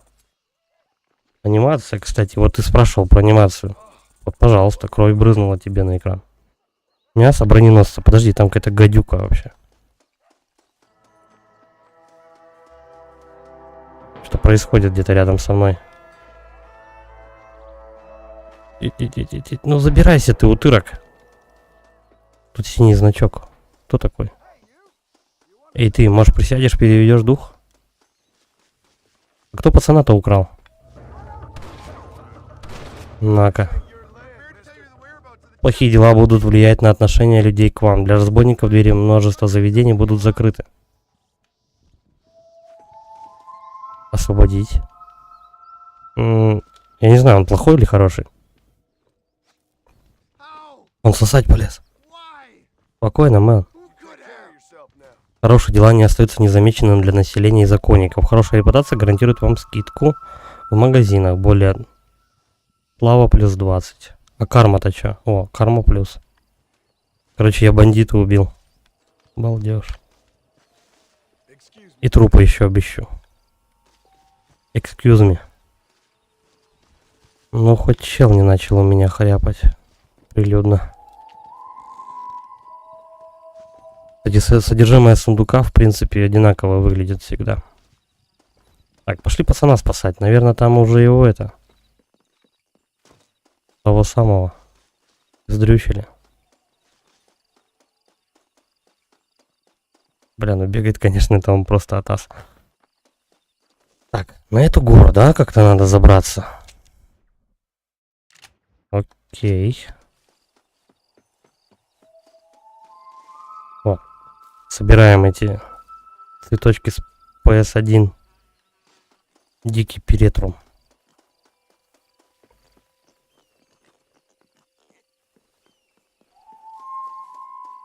А где эти негодяи? Это пацана украли.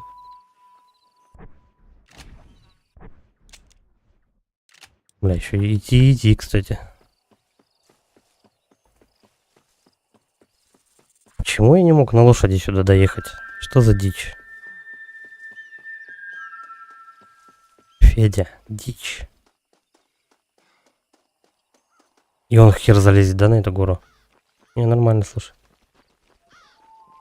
Так. Кого я должен тут найти был? Поискать зацепки. Ну точно, ведьмак. Чей туфля? Пацана съели, что ли? Трунь. И чё? Ты бы сказал что-нибудь. Нашел кость, скорее всего, берцовую и ботинок. Игра сделала трунь, и все, и больше никого нет.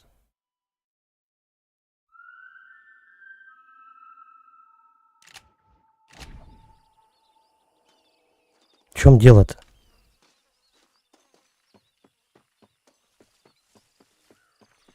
Какое-то будет развитие вообще, ты побочное задание или что? Ну, ногу я нашел. А дальше?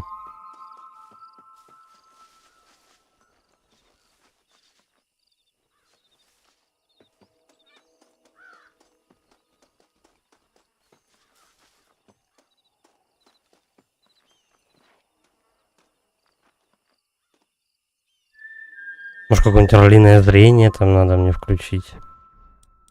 Ну-ка. Дневник, допустим.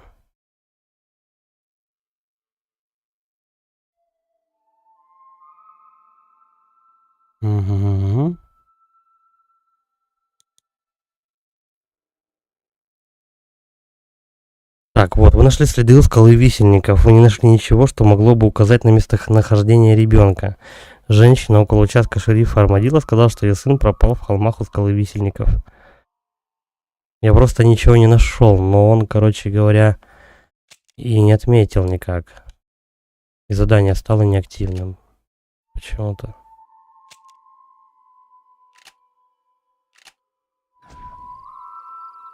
Может быть, я как-то должен по ходу сюжета это все дело потом найти.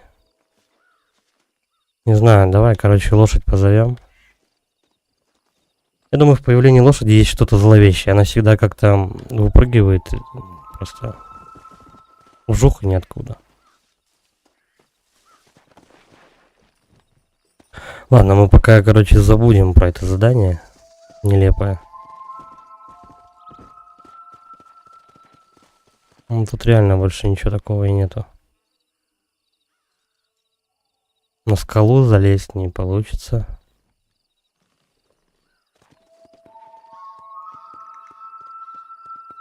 Пойдем, наверное, с теткой потрещим, может она что знает. Ну, типа она скажет какую-то наводящую информацию. Можно туда зайти. Что это такое? Какие-то домики или что это?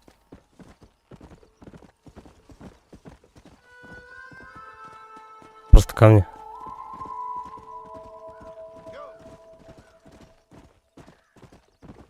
Скала висельников, ну.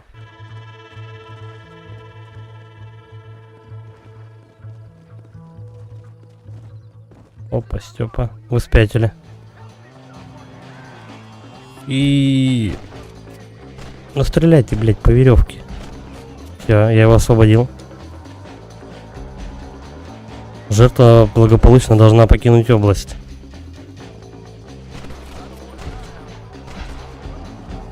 Ну, сдохни ты. Как я ему в башку выстрелил, забавно. Все. Я освободил чувака. Честь плюсом. Уровень славы 50. Костюм банды Боллардов. Ну, короче, как и во второй части, тут есть какие-то активности.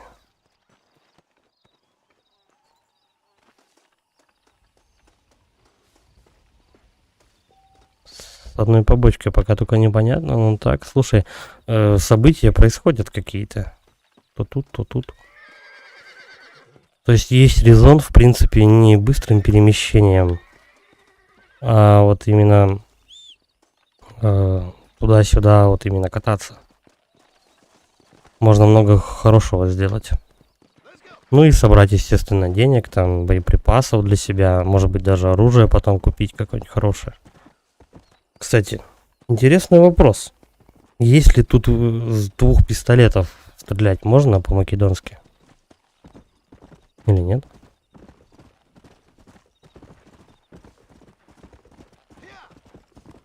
Так, проверяем. Карта. Угу. Ну, я никаких точек фиолетовых не вижу. Фильтры.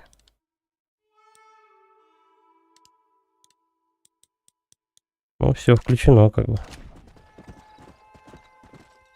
Ладно, посмотрим. Может быть, эта тетка опять возле шерифа стоит.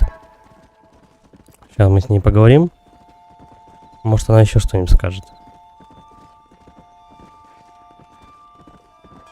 Или, возможно, это задание, как и во второй части было, то, что ты встречаешь какого-то персонажа, допустим, NPC, и он тебе дает задание, ты его кусочек выполняешь, и потом его встретишь где-нибудь часа через 2 игрового времени, там, допустим. Ну, возможно, тут и так тоже.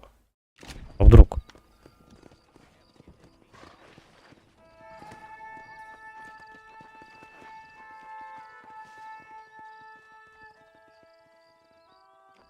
Все-таки нет.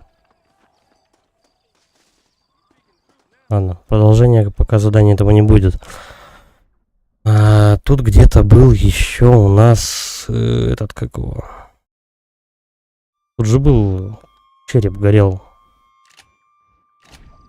Уже забрал мое побочное задание.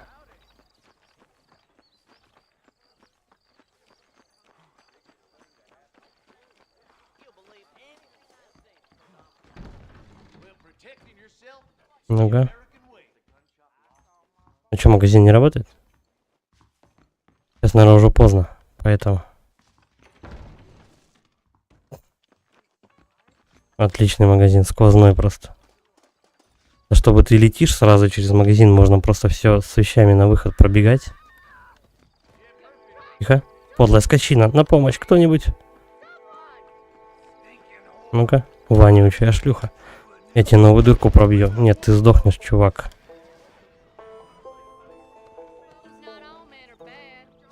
Я не забуду того, как ты мне помог. Не стоит благодарности, мисс.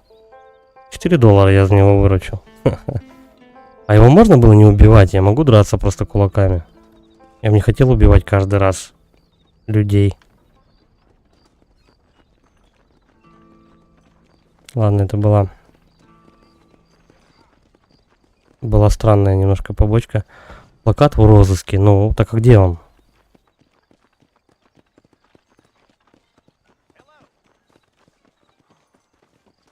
Этот плакат появляется, то исчезает. Как это работает? Взяться за поиски, ну.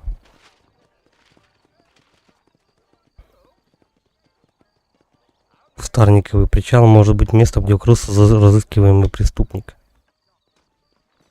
Так, ну, поехали туда, съездим, посмотрим. Лошадь, иди сюда.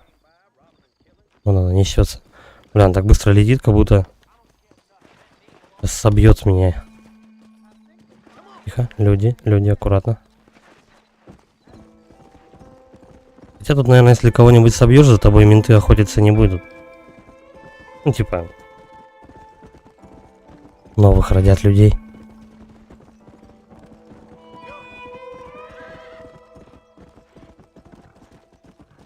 Вот, выносливость лошади на минимум, и тогда она на тебя сбрасывает. Вот в чем дело.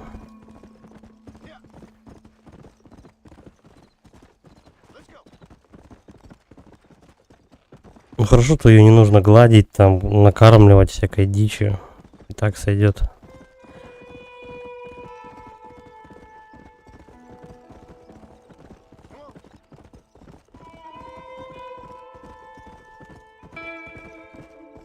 Еще какая-то побочка.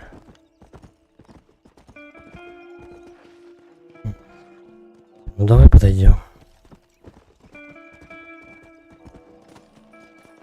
Кто такой?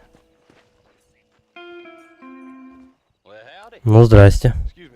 Извините, друг, можно я тут у вас чуток передохну? Располагайтесь. Это иссохшая земля кого угодно изморит. Спасибо, мистер. А что это у вас за палка такая? О, неужели вы никогда прежде не видели волшебную лозу? Не видели, как из глубин голой земли призывает воду, мистер Марстон? Нет, не видел. Если вы ищете воду, чем вам не угодно то озеро? Не угодило. Против озера Дон Хулио, что-то там... озеро это хорошо, но у нас нет такого растительного оборудования, как у вас на востоке. В общем, чтобы построить здесь раньше, нужен родник. Логично. Ага, знаете, на той неделе я был у Плезенс Хауса. И вроде кое-что нашел, только вот старый хрыч-владелец пригрозил, что спустит на меня законников. Так что люди нервничают, когда их видят чужаков с палками. Это точно, чертовы тупицы. Он, небось, здесь даже не знает, сколько воды протекает под его собственностью. Хотите, чтобы я ему рассказал? Знаете что? А вы не такой уж глупый, я-то вижу. Попробуйте убедить этого старика. Продать нам его землю за бесценок. И тогда я найду источник воды, и у нас будет полноценный родник. А что, это мысль? Ну что ж, хорошо.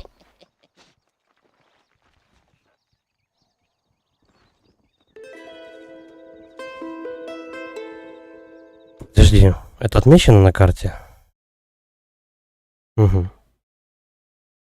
Тут дед находится, с которым можно договориться об... ну, насчет воды. Сначала давай этого преступника поймаем.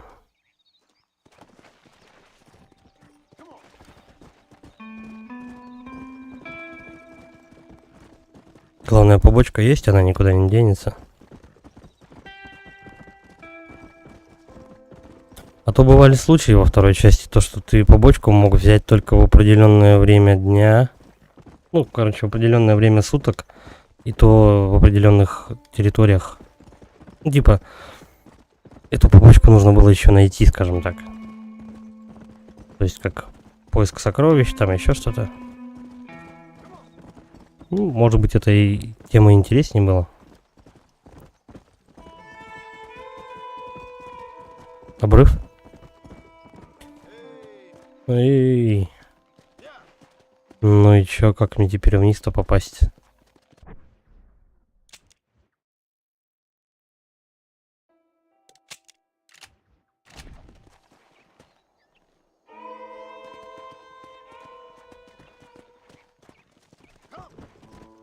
Да, построение маршрута тут и не самая лучшая часть игры. Определенно. Может, на дорогу надо выехать? Ну-ка давай, вот, на дороге. Я на дороге, отлично.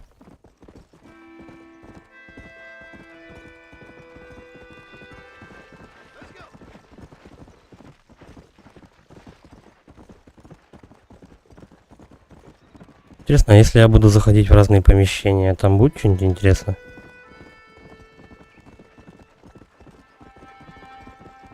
Короче, я походу еду самым длинным маршрутом. Ради бога, помогите. Койоты? Как тебе? Такое. Давай, мужчина, благодари меня. Вы спасли мне жизнь. Возьмите это. Возьмите. $4. Мы добыли шкуру койота и начали первый уровень испытания опытный охотник. Ладно, соберем все шкуры. Когда-то анимация проигрывается, когда-то нет.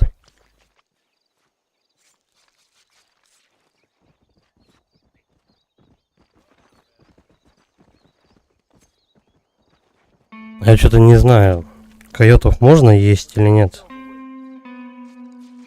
Все в крови. Прям фильм ужасов.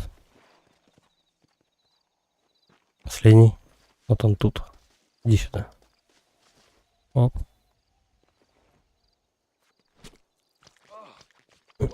Я бы уже, наверное, отключил эту анимацию на самом деле. Чтобы время не занимать.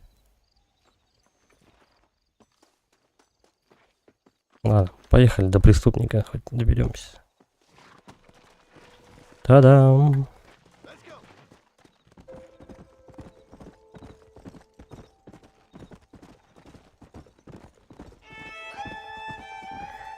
Та-дам! Так. Короче, где-то здесь должен быть мужик, которого нужно грохнуть.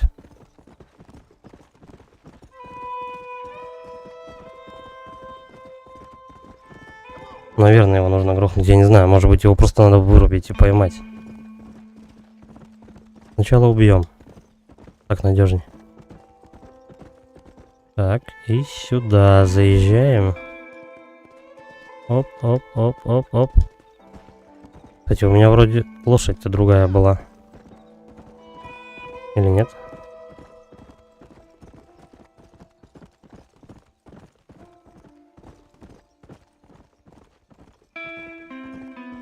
Вы приближаетесь к тому месту, где разыскиваемого преступника видели в последний раз. Хорошо. Я вот здесь подсрежу чуть-чуть. Оп-оп-оп-оп-оп. Вон у них там лагерь. Ща мы его того этого. Убейте разыскиваемого преступника. Отлично. Хоть напомнили. Так. Иди-ка сюда. Я сразу стрельбу организую. Чтобы все сбежались ко мне. Я их быстренько перещелкал и все. И хана. Хотя подожди, есть тут интересно стелс или что-то такое? Ну-ка, мэн. Хитман. Ага. Он ему прям в голове, короче, представляет револьвер и стреляет в башку с упора. Прикольно сделано, слушай. Мое почтение, для тех лет эта игра была очень крутой. До свидания. Второй тоже. Че, вы еще не умерли, что ли? Коцалапые. Я им прям в шею стреляю. Уровень чести минус 50. А почему? Я что, не преступника убил?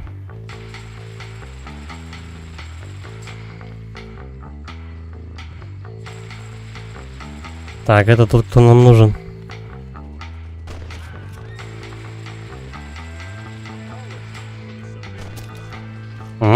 Как я? Встаньте рядом с ним и обыщите его.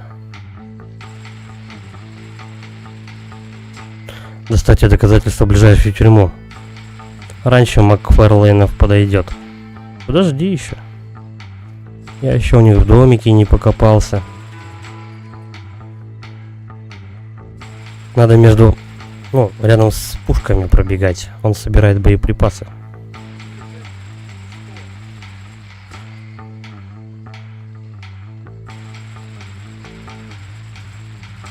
Хотя у меня есть револьвер-то вообще. Да, есть, слушай. Ружье прикольней. Эй, камон, вы чё? Вы что делаете? Давай, подходи по одному. Все? Кончились? Всех переубивал. Не, чем больше трупов, тем лучше для меня так-то. Я больше заработаю просто. Эй. О, он там в кустах где-то завалялся мужичок. Вот еще один.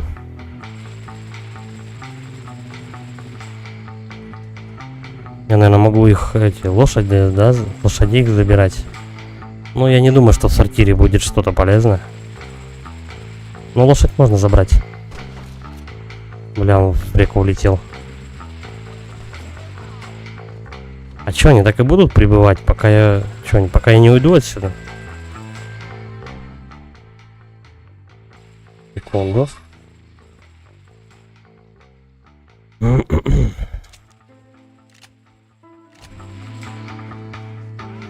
Не, придется выходить на улицу. До свидания. Еще один. Он еще живой. Не-не-не, да какая лошадь, слезай.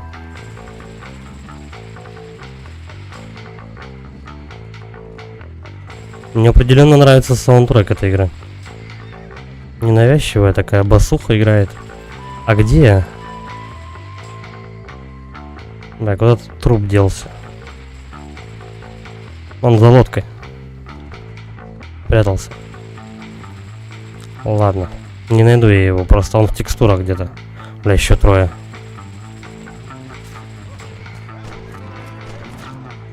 Меня лошадь сбила.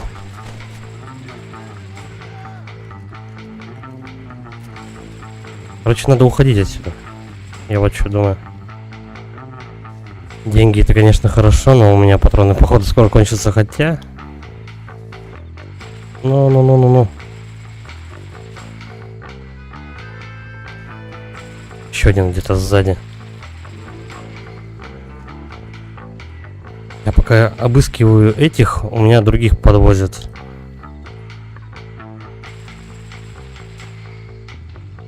Еще трое. Короче, надо уходить. Все. Они будут бесконечно идти на меня. Валим.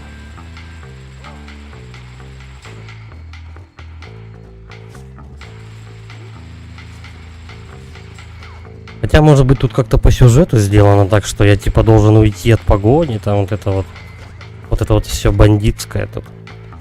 Давай. Ох, она. Нет, я еще живой. В очко ему прям просто в жопу выстрелил. До свидания. Так, а тут все, да? Лошадь. Быстрее, лошадь.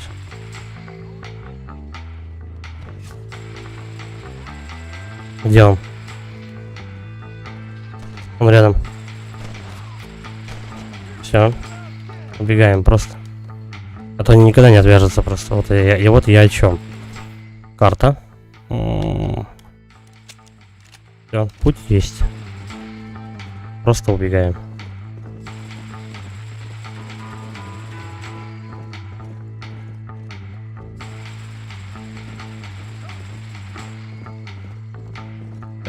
Ко мне больше никто не пристал. Нормально. Выбрался.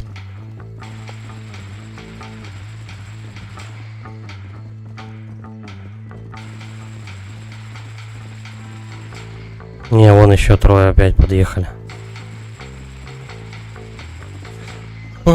Они так и будут с тобой ехать, пока ты не приедешь на ранчо какое-нибудь. Бесконечные, ребята. Тут два варианта. Либо у тебя просто патроны закончатся. Либо у тебя патроны закончатся.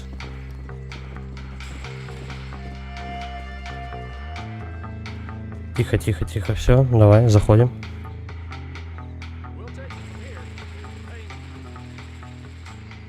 Денег мне дадут, да, наверное, за это? $40. И все, где спасибо, там, я не знаю. Доставлено доказательство смерти. Уровень чести 200. Но я 50 потерял еще там по дороге, я думаю, это ничего страшного. Как бы норм.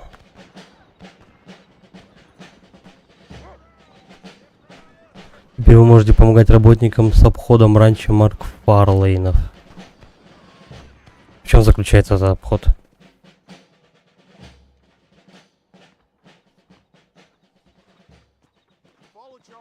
Идите за Чарли, у него хороший нюх на неприятности. Мы будем патрулировать, серьезно? До наступления утра ходить. Оставайтесь рядом с собакой. Это очень странное побочное задание.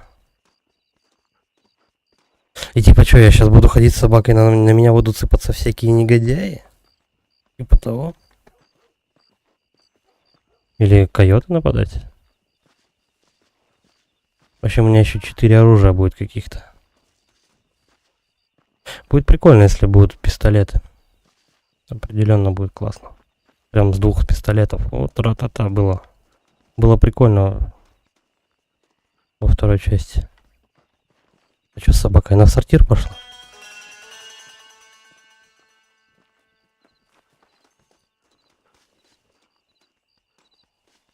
Сколько время? Мне до утра с ней ходить. Время еще полночь.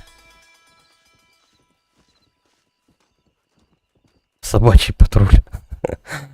Это, наверное, самое странное побочное задание в этой игре.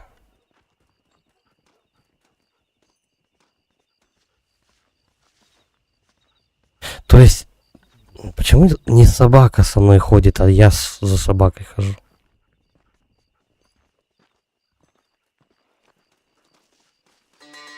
Я думал, у этого мужика какая-то чуйка на неприятности, а тут про собаку речь шла.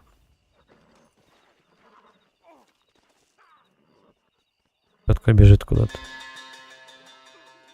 Че у нее с жопой? О! Тихо, что-то произошло. Где-то что-то. Что-то произошло. Что случилось? Драка. Так, подожди, некоторых преступников достаточно не убивать, а спугнуть, направив на них оружие и выстрелив в воздух. Мужики. Валили быстро отсюда. Щенки ссаные. Было бы забавно ружье зарядить солью и стрелять по жопам. Пусть бегут, они теперь не скоро вернутся. Честь плюс 50. Идите к конторе бригадира, чтобы забрать награду. А, это все, да? А я думал, до утра мне надо ходить. Окей. Бригадир. Благодарю. Костюм банды Балвардов. $300 есть. Пойдем, наверное, к маршалу. У нас же больше никаких активностей тут нету. Видимо, потому что поздно. Можно еще вот опять ночной дозор, но я не хочу. Мы опять будем ходить, пока какую-нибудь драку не найдем или койотов каких-нибудь. Не. Да, ни о чем. Времяпровождение. Я лучше какое-нибудь задание возьму. Хоть смысловая какая-то нагрузка будет какая-то.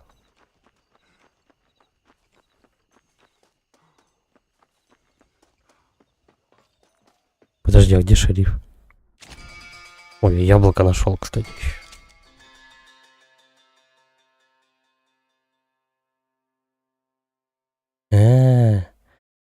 А до шерифа-то еще не ближний свет. Подожди, тогда пойдем к тетке. К тетке пойдем. Раз мы вот рядом с ней будем выполнять задания, с которыми я нахожусь.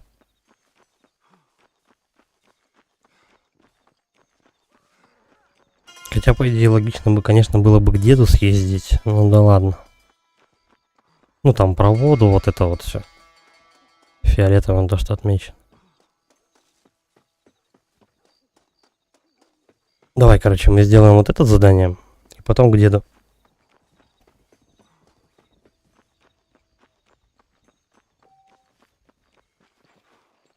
С 5 до 6 утра, до 6 вечера работает тетка. Ну тогда деду. Я думаю, то, что и маршал тоже не активен.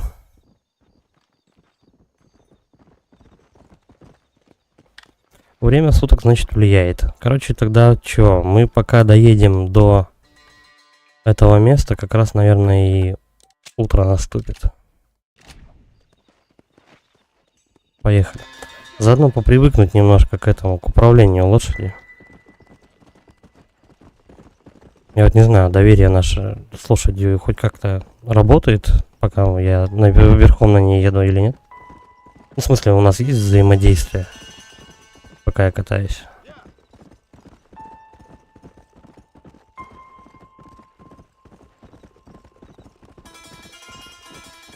Красиво. Правда, луна какая-то овальная. Эй, не проходи мимо, сделай что-нибудь. Сейчас сделаем.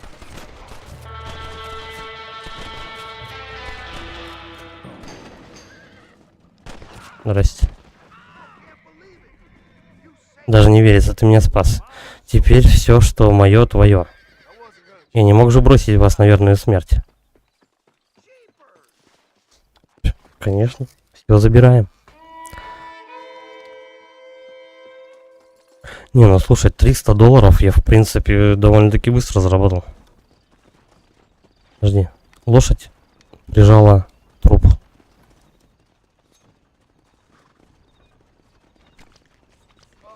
Зачем ему лошадь? Зачем он ее освежевывает лошадь?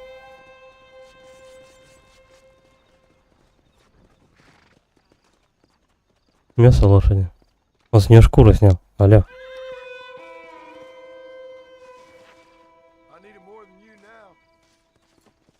Ладно, одного трупа, короче, придавило лошадью, я не смогу с ним ничего сделать. Поэтому обыскиваем остальных. Чё, какая приманка? Это мужик приманка?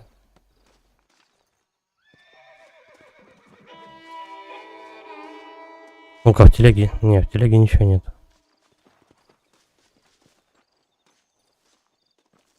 Ладно, давай вторую мы лошадь освежуем.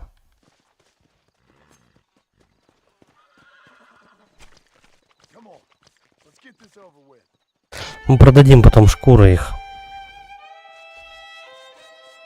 Они будут стоить, наверное, копейки, пару $.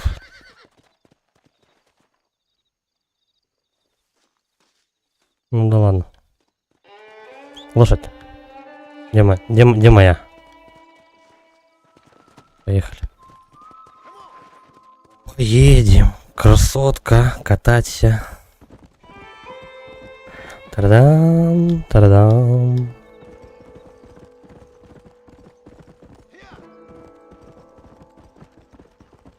Ну, шейдера прогрузили, сейчас игра уже не так часто фризит.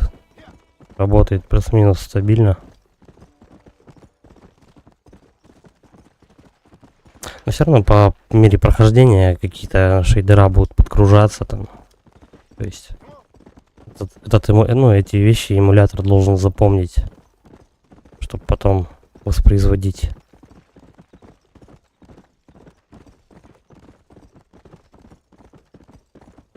Так, вот здесь мужик сидел с палаткой. Я это помню, это место.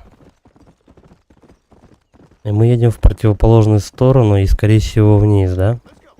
Там же он, там на озеро он показывал. Просто я еду немножко в объезд.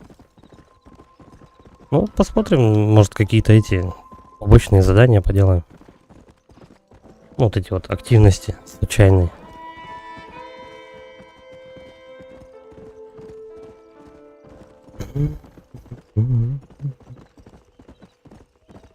Сколько до утра осталось? Пару часов. Подожди, а мы туда хоть едем-то? И на обратной дороге мы еще к маршалу заглянем потом. Тихо, тихо, тихо, тихо, тихо. Блин, тут довольно-таки запутанная эта армадилда. Оп, перепрыгнули. И вот здесь еще. Прыг-скок. Да ладно, что я не влез? Что теперь делать? Так, нет? Как перепрыгнуть?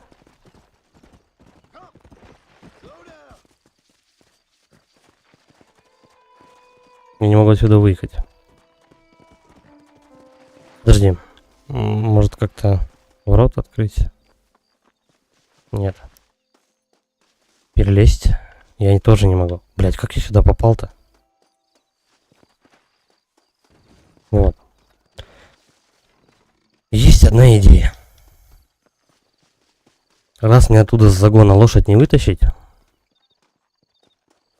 тогда я сейчас сам выйду из города и позову лошадь. Что за лабиринт, я не понимаю вообще, из дерева. Так, ну-ка. Как она будет выбираться отсюда?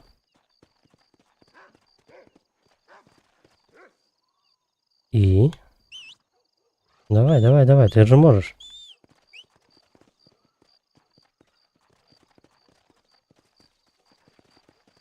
Она прям хочет, но не может. Ей надо через текстуры просочиться.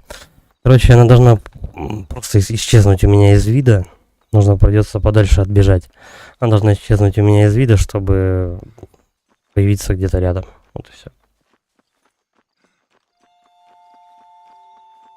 Так что армадилда мы покидаем пешком.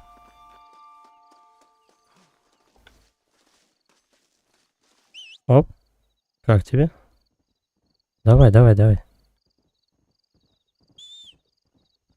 Вот, я же говорю, поможет. Ну-ка, это что за чел такой? Это такие петухи. Чем занимаетесь? Нет, нормальные. Я, правда, им костер подавил, но ничего. Я думаю, они переживут. Лошадь, иди сюда. Плотва, ну быстрее.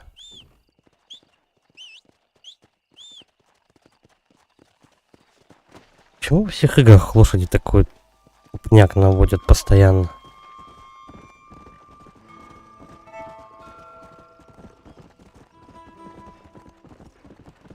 По-моему, у животных в подобных играх интеллект лучше прописан, чем лошадей, наверное.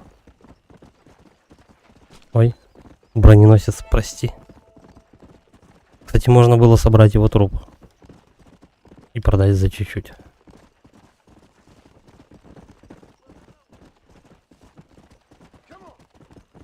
Вот и светает.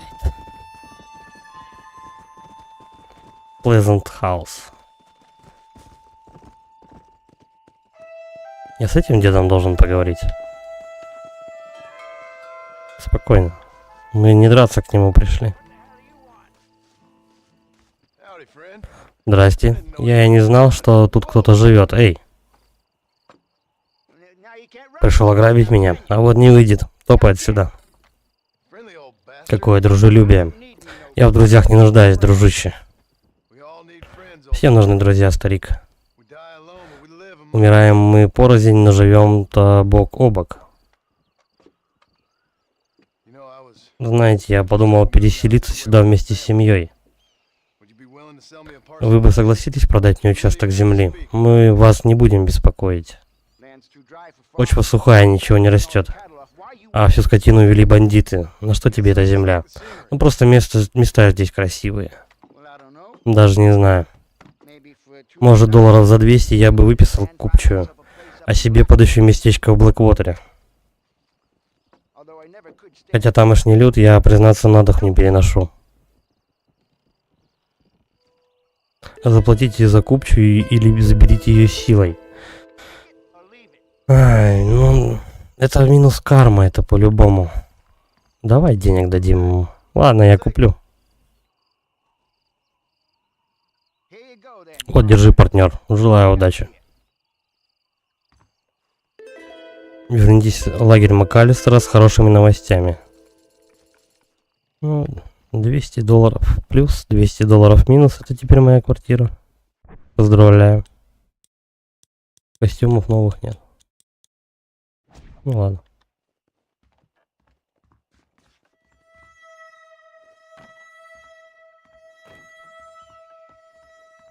Хоть какая-то халупа еще одна плюсом будет рядом у нас находиться с большим городом. Одна здесь, другая здесь. Это что? А, вот мне сюда же надо идти.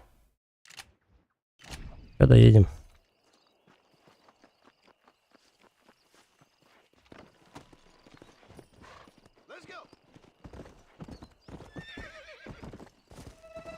Деда убивать это по-любому, да. Это минус карма, как ни крути. А $200, ну... Я их заработал за полчаса, я не знаю, да меньше даже. Тут типа можно нарваться на сундук и заработать $50 вообще на раз-два. Нет, если каждая недвижимость будет так недорого стоить, то почему бы ее почаще не покупать? Типа больше места сохранения, не знаю.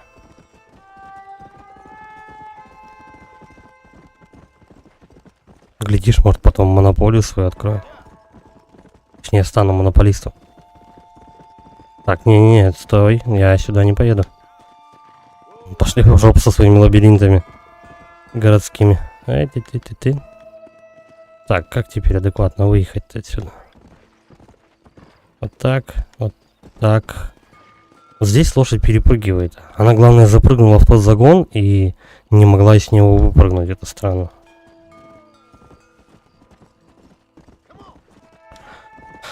Ладно, посмотрим.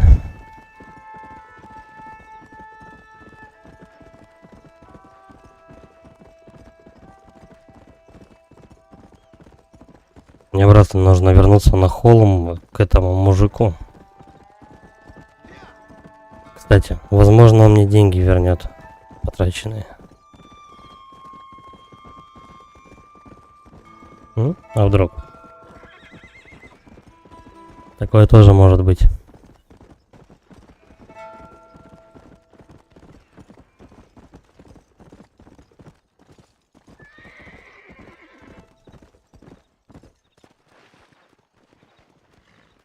Ну, тихо, стой. Тихо.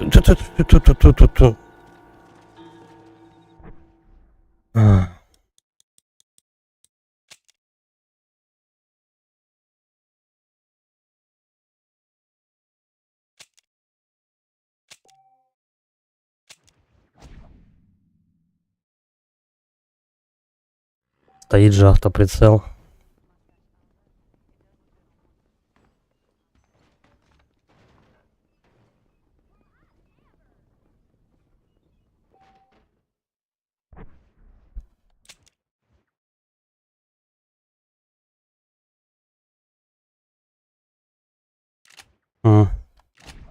Меня тут загрузили.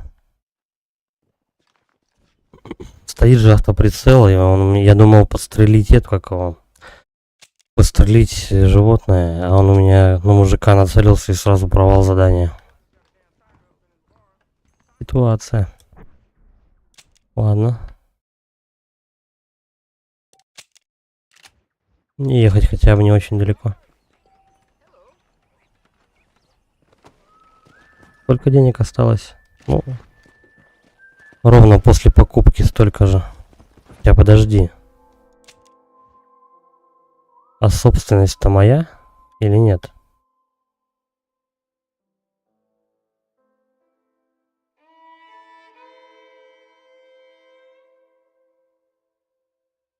Ничего не понимаю.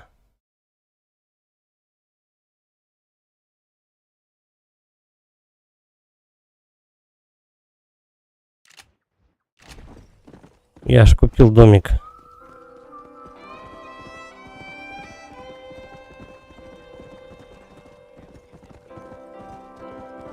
Ладно, мы это дело узнаем.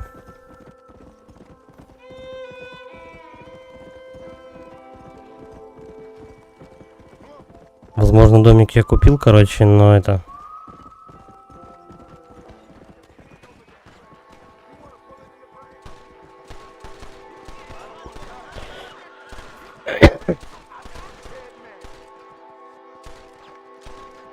А кто из них негодяй-то? Вот эти оба?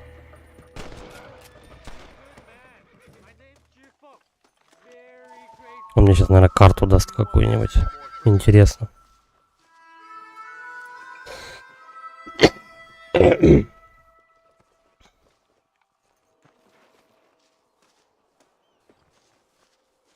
Охотник за сокровищами. Так. Здесь много сокровищ. Хочешь карта? Я укажу... Я ухожу на покой. Держи карта, заслужил.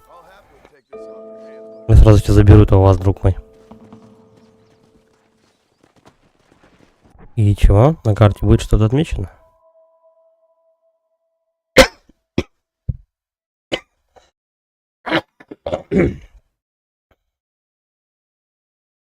Не знаю, я что-то тут ничего не вижу.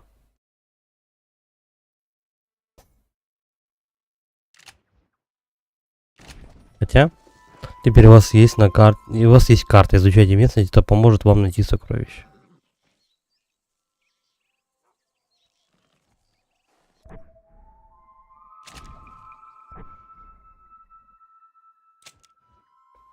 И чё? Какое сокровище? Дневник.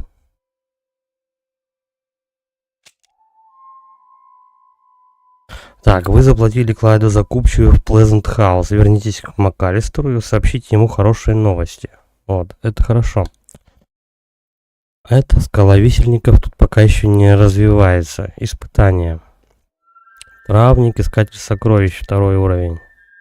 Смотрите на карту и найдите сокровище, которое находится где-то в Нью-Остине. Откройте сумку, выберите карту сокровищ в разделе «Важное». Ага, вот оно что. Так, тогда важное. Это у нас вот это. Карта сокровищ. Как во второй части нужно искать по меткам сокровищ. Ладно, это потом. Просто поехали по дороге.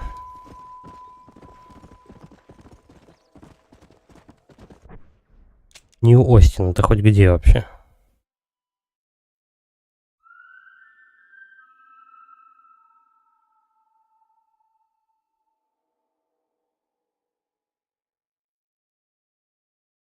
Где ваш Нью-Остин-то?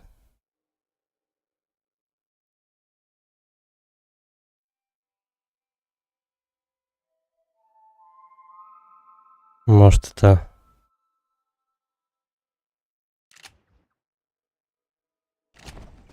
Подожди. Важная информация. Прочесть.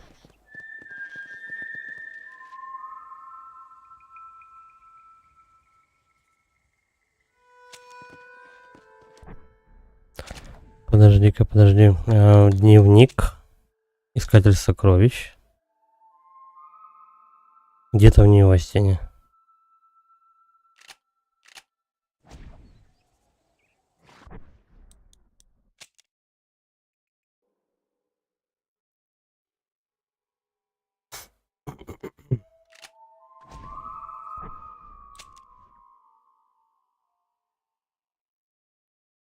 Может, это все и есть Нью-Остин? Вся вот эта карта является Нью-Остином.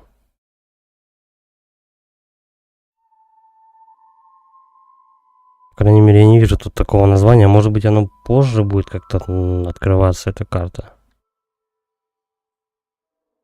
Ну, не знаю. Нет названия. Ладно. Просто пошли вперед пока. Пока надо сообщить о том, что я купил территорию.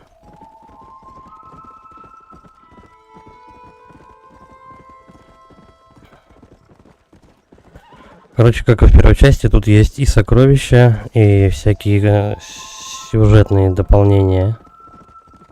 Ну, в смысле, эти, как его, побочные миссии. Плюс еще активности разные есть.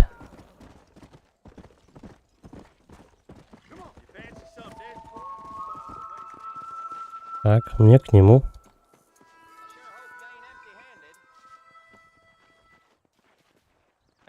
День добрый. Привезли документ? Да, вот. А я с ним разве разговаривал?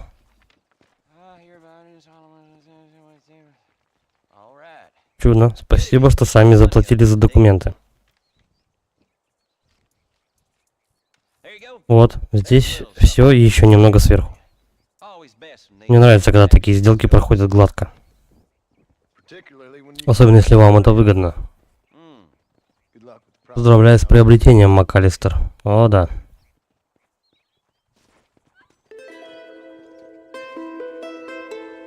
Незнакомые ощущения. Уровень чести плюс 100. Уровень славы плюс 50. А денег-то сколько мне дали? Короче, он мне все эти $200 и вернул. Да. Вот если бы я его убил, я бы, наверное, ничего не получил. Ну, либо получил, но, короче, минус карма это точно.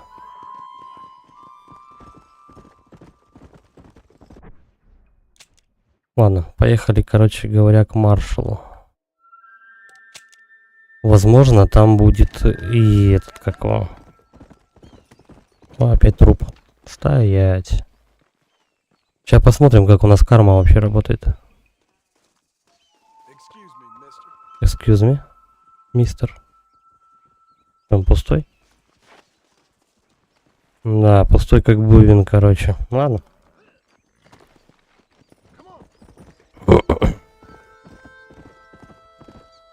Опять труп.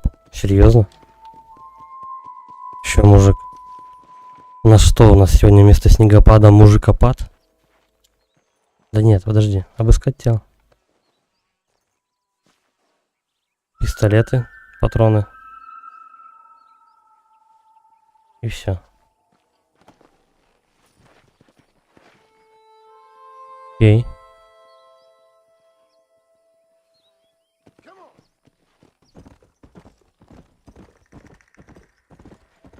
Короче, трупы можно обыскивать, за это ничего не будет. Игру это не возбраняется. Но ты можешь типа за это что-то получить. Так что будем ощупывать все тела.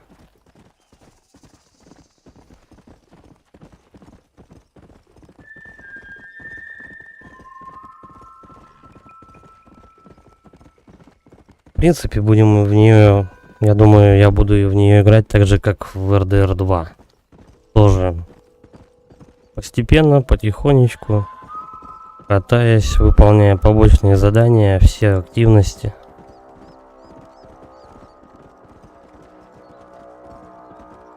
Что-нибудь интересное да нет.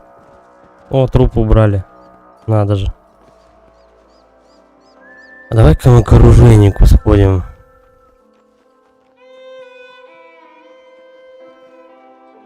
Это здесь? Нет, это дальше. Оружейник вот тут. Хочу прикупить себе что-нибудь. Здрасте. Чем богаты?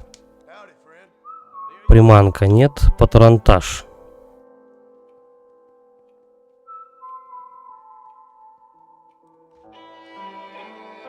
Что мне это даст? Боеприпасы я и так найду. А все остальное недоступно. Ладно, давай просто возьмем патронтаж.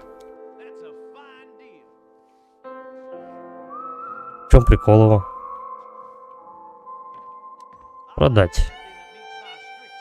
Мясо броненосца.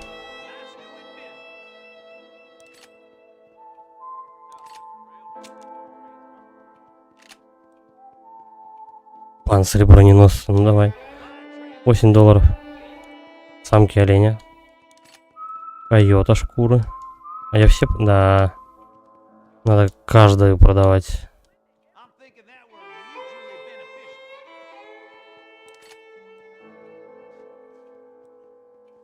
Ну...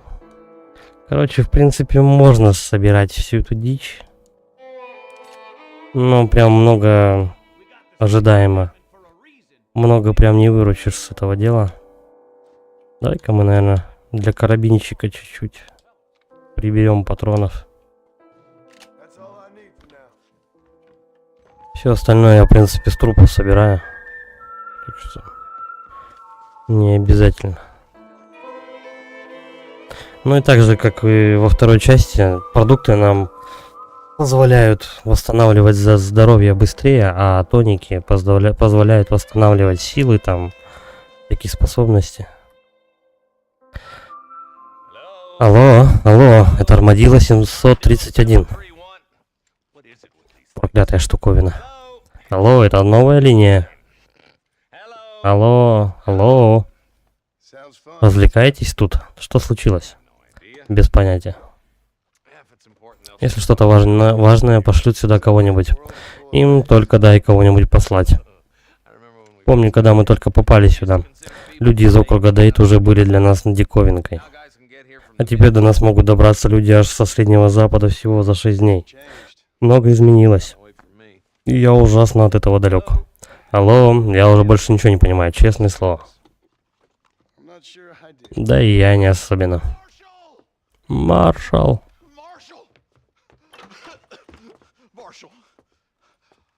Я был в каньоне, шпионил, как вы велели. Вроде бы видел этих скотокрадов. Вроде бы это и были Болларды и пара мексиканцев. Они сейчас там? Ну, 4 человека загоняли стадо мистера Галча. И они не были похожи на людей мистера Галча, так что... Да, сэр, сейчас там. Сарказм тут неуместен, но Илай. Он будет мешать тебе в жизни похуже твоей слеповатости. Ладно, вперед. Ты с нами, Марстон? Вы мне поможете? Попытаюсь. Тогда с удовольствием. Короче, едем истреблять каких-то скотокрадов.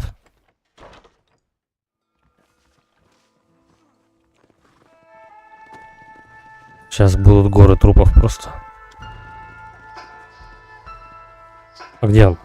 Маршал где? А, вот. Чё, я на него не работаю. А вот в телеграмме, которую я получил от федералов, от Blackwater, сказано, что работаешь. Ты какой-то народный мститель? На федерала ты совсем не похож. Мне сложно это объяснить. Я приехал, потому что мне не оставили выбора. Да, держи язык за зубами, ты умеешь. Видимо, я не собираюсь раскапывать самому себе яму. Кто это у нас такой гордый? Не забывай, мы нужны тебе больше, чем ты нам. Насколько я помню, в прошлый раз Билл Вильямсон разделался с тобой одной левой. Остынь, Джона.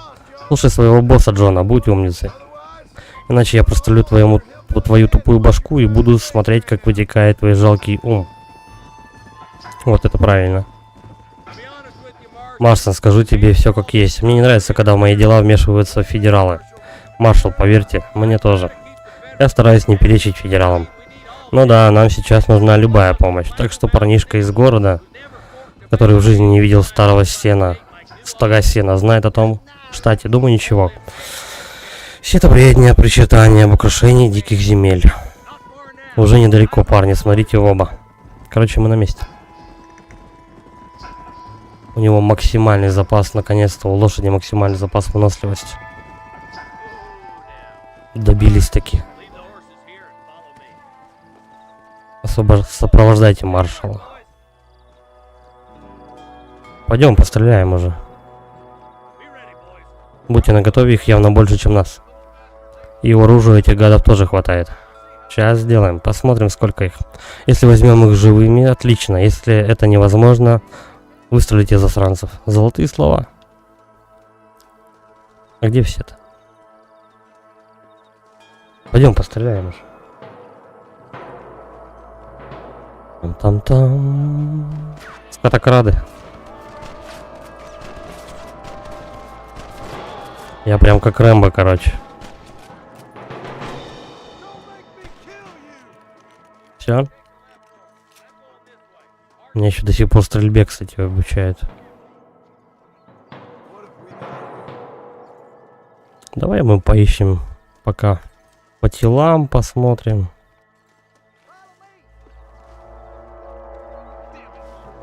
Все-таки, я думаю, с винтовки гораздо лучше стрелять, чем с пистолета.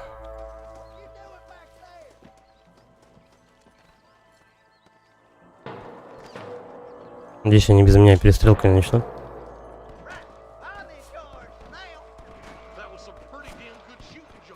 Отлично стреляешь, Джон. Ага, возможно, ты не такой уж нежный, как я думал.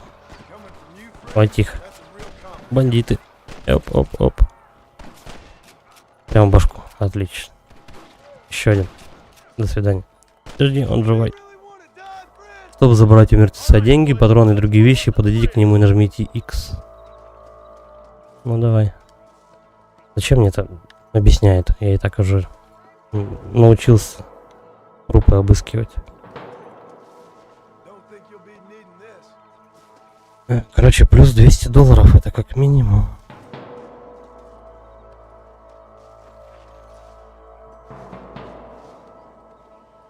Да, наверное, такие лютые бабки на тот момент были. 200 баксов с собой. Там, наверное, за $2 можно было убить человека.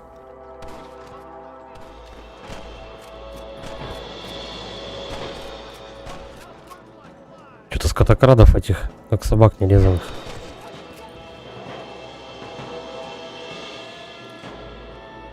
Я уже больше 10, наверное, убил. А этот чел сказал то, что там их 4 вообще. Ни хрена себе 4. Либо они плодятся почкованием.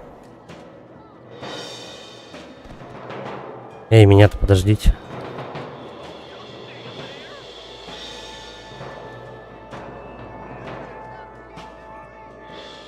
Кого-то убили уже.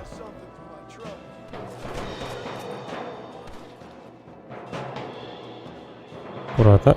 Оп. Главное успевать шмонать, а то потом из-за катсцены мне не дадут труп обобрать. Последний вроде остался. Остальных мы того самого. Идем. Все? Убили. Так, перейдите по мосту. Сколько денег дадут за сундук? Да ладно, ничего не дали. Короче, пошли трупы шмонать. $4. Кошмар.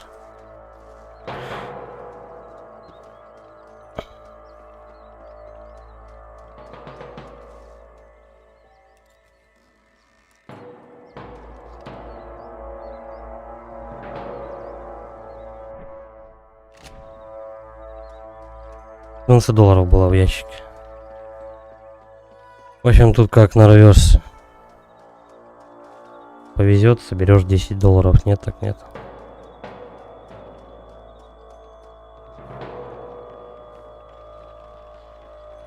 Бля, как он медленно бегает.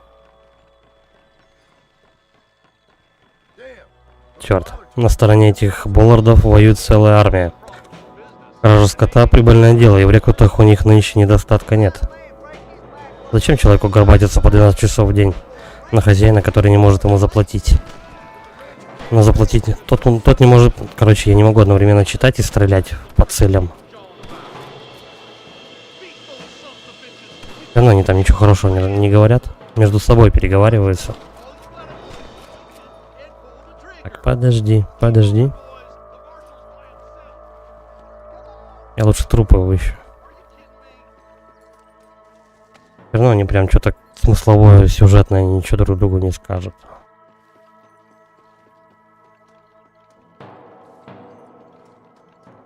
Так, еще 2 трупа наверху. Да заберись ты. Ой, какая... Небольшие горки, это просто целая проблема в этой игре. Кстати, миссия закончена.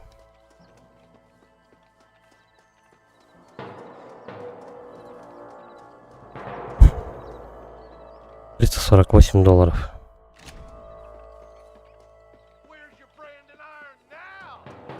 Я только что заработал, ну, примерно $100. Сотню, да.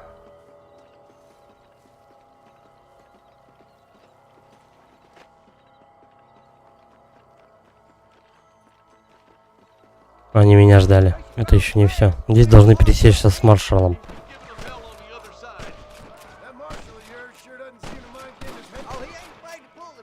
И вот так вот. Бля, серьезно?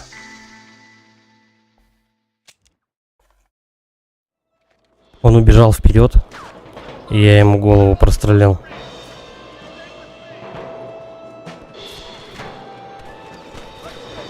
Сраный помощник маршала.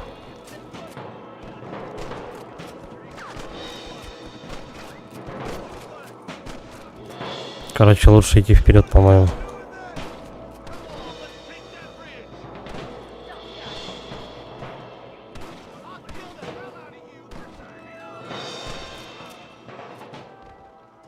А где второй труп? А, он на дороге.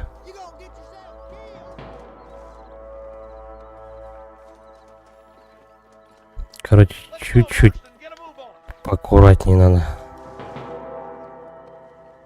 А то можно своих подстрелить.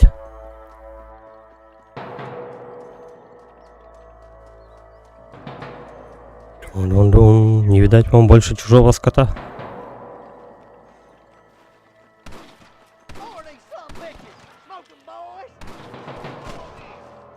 -1.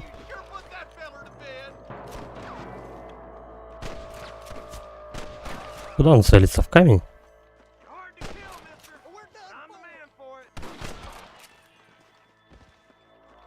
Кончились? Что-то они там про мост говорили. Не отставай. Это вы, блядь, не отставайте. Я тут деньги хожу, собираю.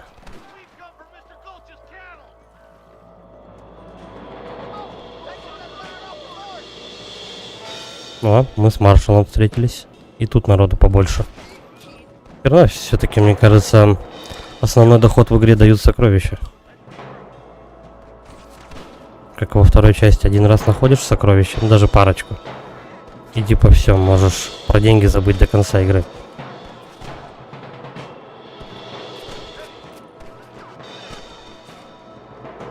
Я просто как робокоп иду на пролом. Все. Соберитесь вместе с маршалом и его помощниками. Давай. Сейчас я тут всех обыщу только.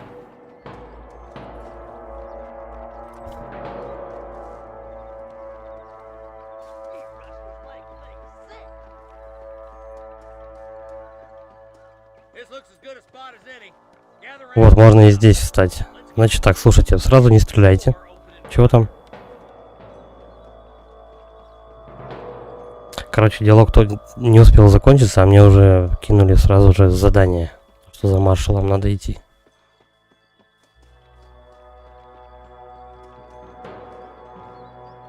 Это наши?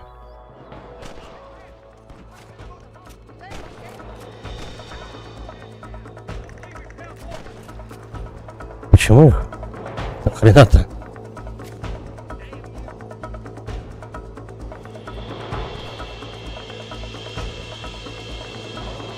Понятно, нам придется убить небольшую деревню людей. У нас всего 4, на секундочку.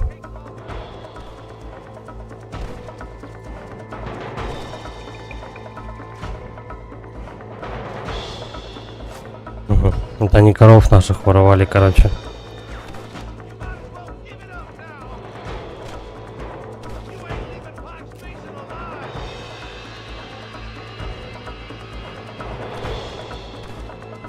Ну, обыскать тело.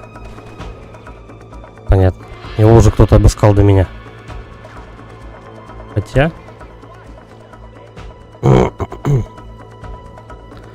Пусть они тоже постреляют. Чуть-чуть. Чуть-чуть.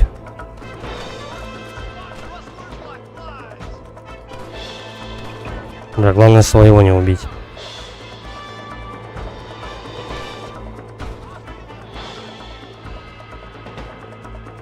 Что меня непроизвольно разворачивает. Все. Спасибо, маршал. Мы вам жизни обязаны. Позаботьтесь о скоте.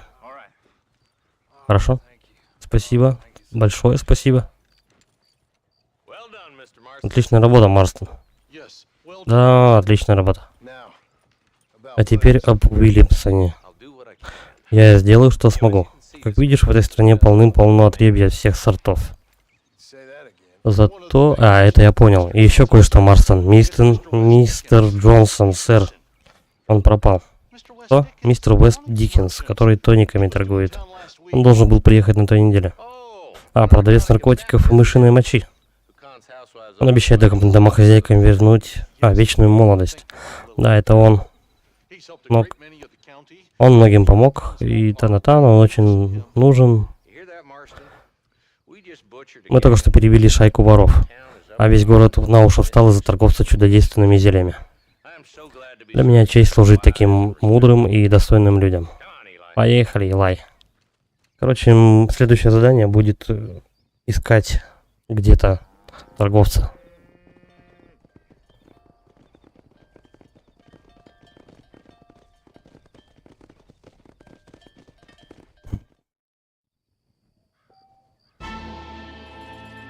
Сидел такой, поел среди трупов.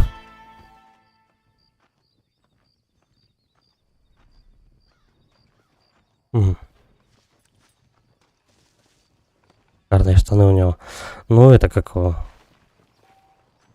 Чё? Маршрут, точка. Это опять обучение по перемещению. Тут вылезает какой-то. Подожди, в этом лагере по-любому что-то есть еще.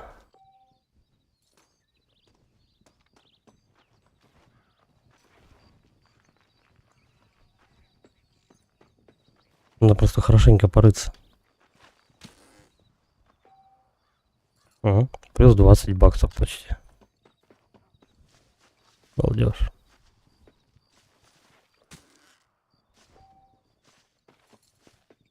Не, правда, дело того стоит. А патронов купим.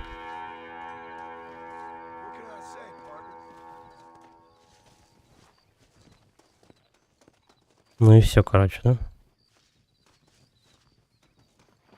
Подожди, вот это что за красный ящик? Динамит. Мог бы этот динамит в карманы напихать и потом продать по дешевке. Чего бы нет.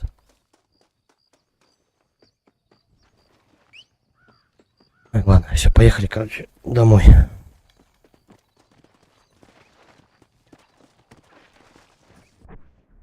Карта. Угу. У нас, в общем, закончились задания за маршала. Появилась вот этот вот Найджел Уэст Диккенс. Когда мы за Бонни, давай выполним еще задание.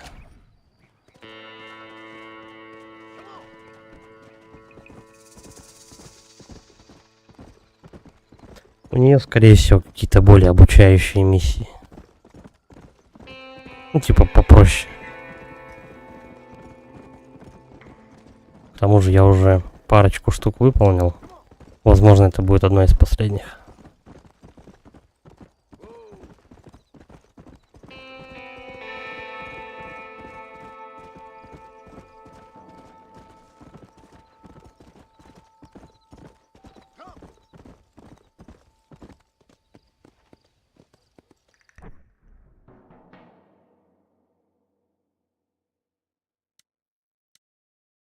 Как тут лагерь выбрать? А, вот простой лагерь.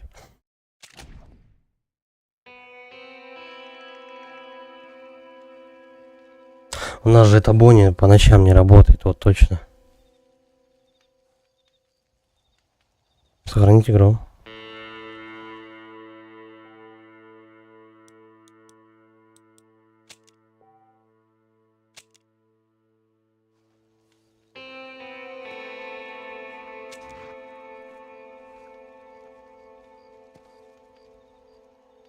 Это быстрое перемещение. Все, я понял, как это работает. Просто пешочком пройдемся. Ну, в смысле, на лошади. Мне придется подождать. Скорее всего, в доме у своем. А у нас тетя не откроется. Сколько время? Час ночи.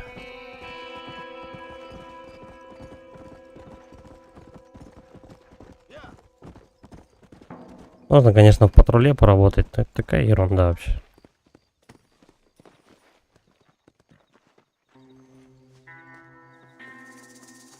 Все равно тут в городе ничего такого не происходит. Ладно, я пока вот здесь вот возле этого постою. На паузу жать не буду. А мы сделаем перерыв, пока не наступит утро. Сейчас подойду.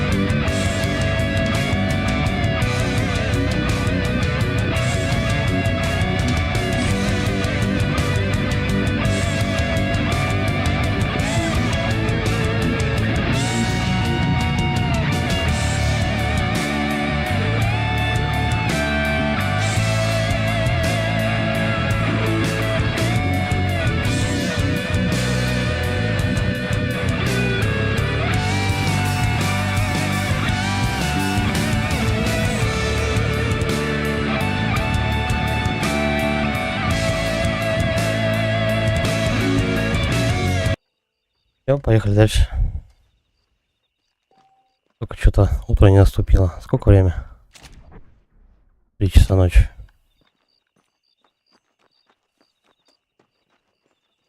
Давай в дом.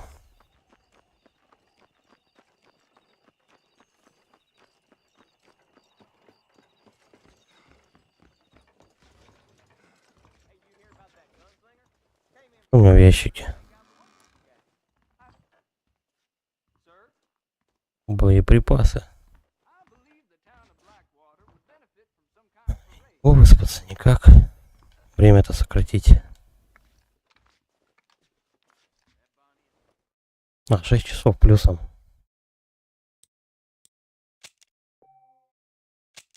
Ну-ка проверим. Утро. Все в порядке. Сократили время. Надо поспать. Так. Бонни, иди сюда. Почему не может перепрыгнуть забор? О, может. С трудом. Женщины и скот. Мистер Марстон, до меня дошли слухи о ваших планах. Вот как, мистер Макфэрлейн. Да, от Ли Джонса. Поселиться здесь, построить новую жизнь. К сожалению, планы у меня другие. Видите ли, у меня уже есть жизнь. Ну, была, и я пытаюсь ее вернуть. Или можно сказать, у меня было 2 жизни. Я пытаюсь покончить с одной, чтобы уцелела другая. Любите вы говорить загадками, мистер Марстон? Интересно, как вы думаете, потому что на самом деле вам нечего сказать? Скорее всего, мисс Макфэрлейн. Ох, да хватит. Зовите меня Бонни. Просто Бонни. Джеймс Бонд.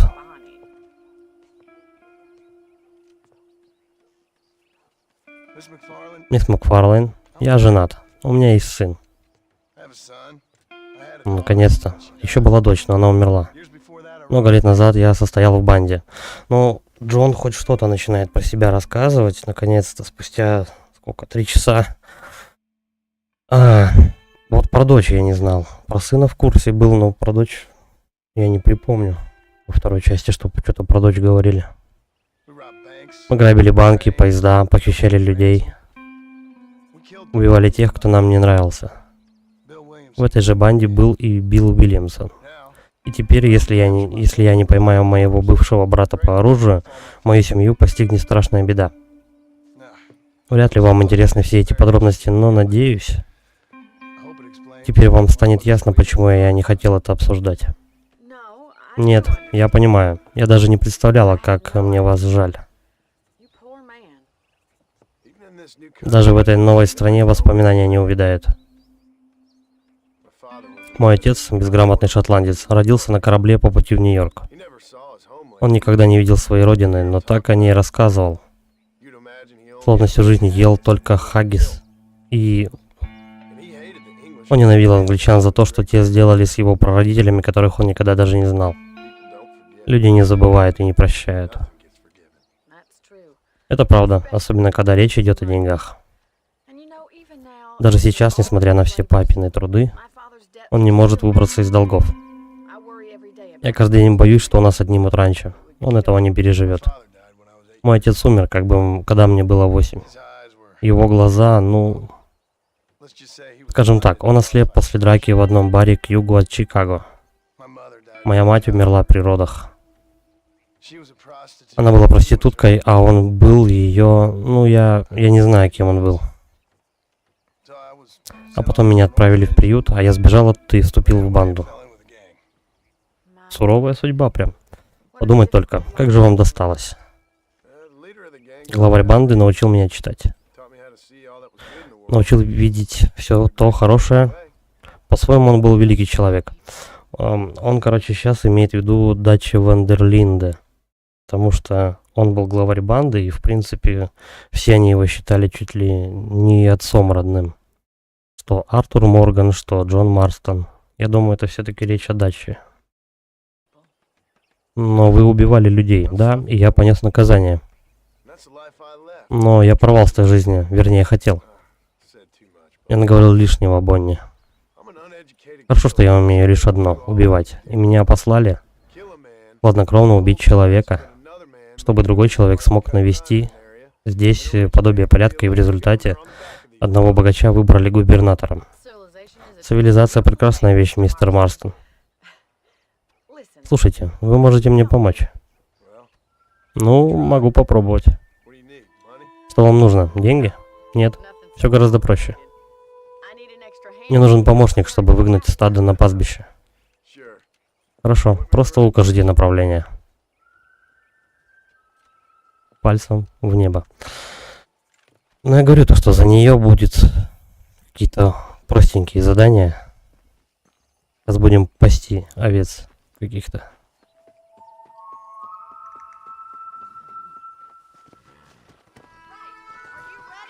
Ладно, готовы научить загонять коров. Ну, поехали, чё? Спасибо, что рассказали мне обо всем. Наверное, это было непросто. Надеюсь, теперь вы понимаете, почему я не спешу открываться людям. Я не знала, что у вас жена и ребенок, но кажется, я и не спрашивала. Им с вами очень повезло. Я в этом не так уверен, но спасибо.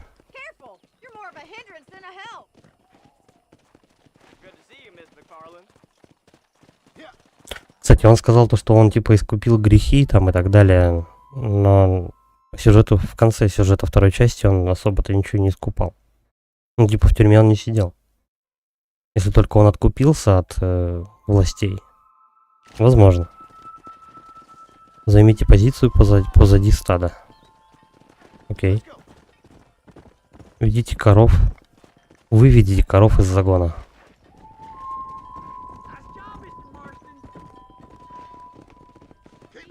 Зайдите позади коров, чтобы заставить их двигаться вперед. Гоните коров по дороге. Ну, давай.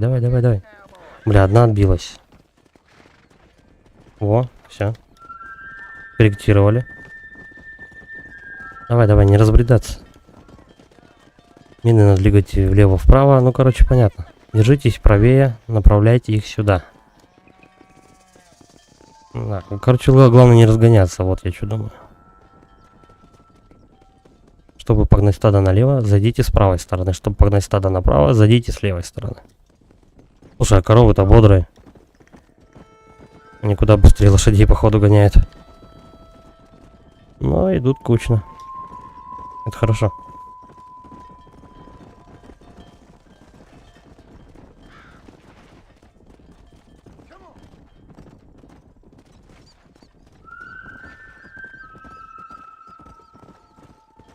Тихо. О, вот все остальные. Вот так. Теперь надо довести все стадо до пастбища. Ну, то же самое, только их больше стало.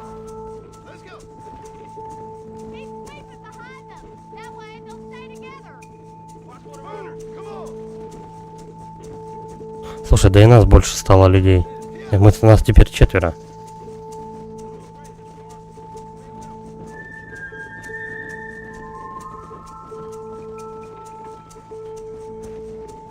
Или 3. По-моему, кто-то лишний к нам прибился. Так. Вы неплохо справляетесь со скотом. Может, раньше это ваше призвание, мистер Марстон? Или в прошлой жизни вы были коровой? Спасибо, мисс Макфарлейн. Увидимся позже. У меня еще есть дела на ранчо. Ну, то все задание. $5 за него дали. Целых. Давай, я пока недалеко от Бонни. Мы сейчас за нее еще один выполним задание.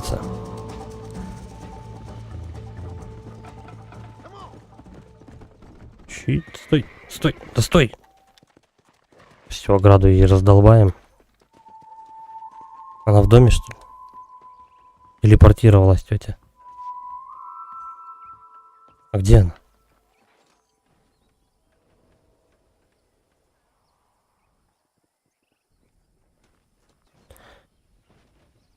Ага. А какая? 2, 3?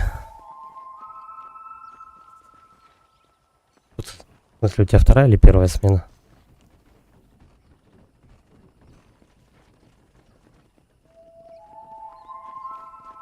Короче, тетки нет. Возвращайтесь сегодня после 12 пополудни. Короче, пошли спать. У тебя тут осталось 120 минут. Придется побегать. Мы сейчас вот эту листовочку возьмем. Пойдем поймаем кого-нибудь. Рио-дель-Лоба может быть местом, где укрыться разыскиваемый преступник. А далеко ехать-то вообще? Ай, ну прилично.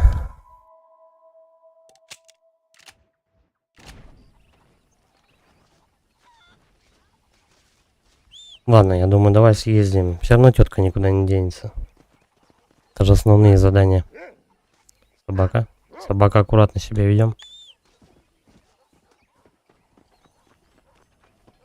Поехали, в общем, дядьку грохнем. Потом обратно.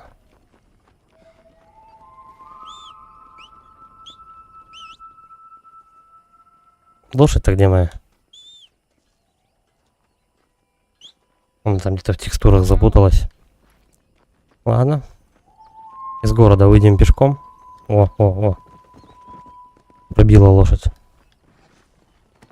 Поехали.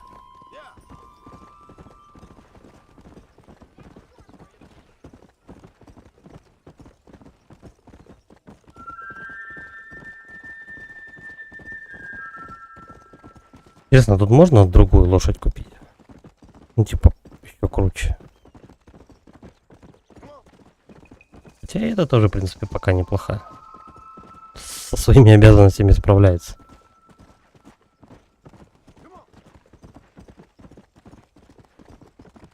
Ну, тут же наверняка какие-то скачки потом еще будут на время.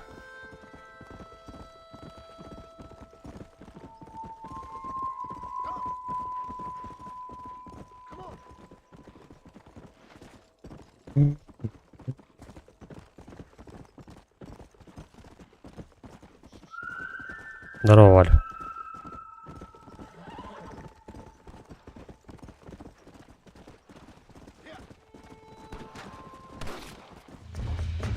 Какой-то мужик. Как РДР? Слушай, она очень похожа на вторую часть. Точнее, вторая очень похожа на первую.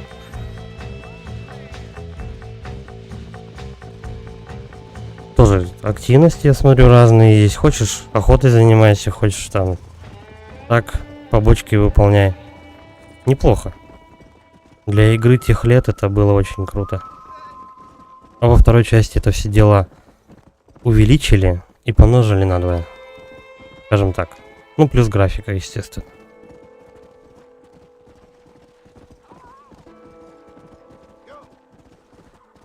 В общем, всякую живность я убивать не буду лишний раз. Ну, зачем патроны переводить? Все равно с них много денег не дают.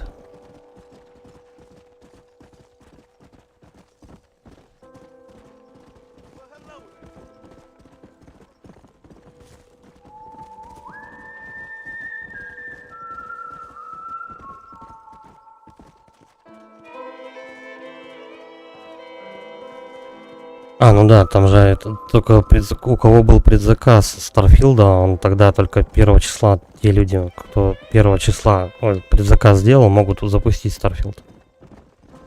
Так, это основное задание, мне дальше. Основное, да. Там будет 6 числа запуск. Ну, опять же, да, на английском языке. Я подожду, пока хоть какой-то перевод будет. Даже если будет машинный, я подумаю, стоит ли еще. Может, подожду какого-нибудь более адекватного с субтитрами там и так далее. Потому что, ну, это все-таки экшен, РПГ и так далее. Ну, там же нужно знать, что ты, допустим, качаешь, что собираешь, какие билды, это важно. Так что на английском языке это надо хорошо его знать очень. Чтобы в подобные игры лобать. А я думаю, что это все-таки Skyrim в космосе, а не Fallout. Это ближе к Skyrim, все-таки по масштабности, по крайней мере. Хотя Fallout тоже был масштабный. Говорят, еще там багов мало.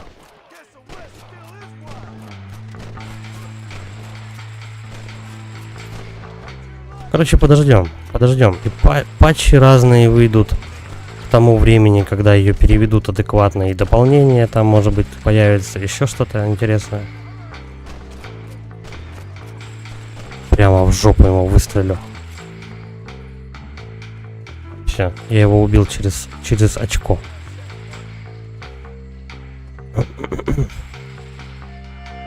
А по мне так она, кстати, еще напомнила Mass Effect. Вот, вид от третьего лица и вот такие вот вещи. Блин, ну музыка, кстати, тут забавная. Такая чисто. Особо не парились там с композиторами, там, какими-нибудь оркестрами. Просто мужика посадили с басом. Сиди, говорит, импровизируй. Вот примерно так тут музыка лобает в этой игре. Ну, я про RDR первый. 4 доллара. Ну, подожди. Не знаю, я думаю, то, что если есть возможность, ты бы лучше ее скачал, посмотрел бы. Если она тебе заходит, тогда бы лучше тратил деньги. А так, оно тебе надо. Просто ты как бы можешь деньги потратить, игра тебе не зайдет, и будет обидно за потраченные средства. Ну смотри сам. Если уж прям фанат, если ты все части тебе очень нравятся и так далее, то можно. Можно и купить сразу же. Я бы не стал. Ну, потому что не фанат.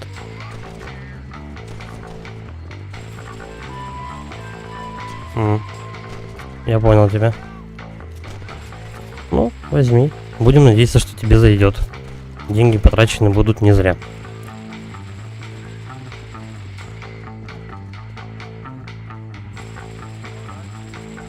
Кстати, да. Почему бы и не торопиться, никуда игра не денется, и подожди действительно скидок. Может, прям будут точные скидки.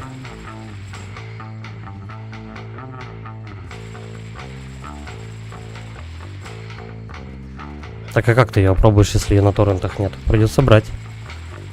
Только так. Если прям ты везде поискал и нигде ничего такого нету. А на сайтах не смотрел ни на каких сторонних там. Типа Плати.ру, допустим. Что-то подешевле взять. Блять, стреляют опять. Мужик, пошел нахер от меня. Остановиться, обобрать труп, наверное, да? Давай обыщем.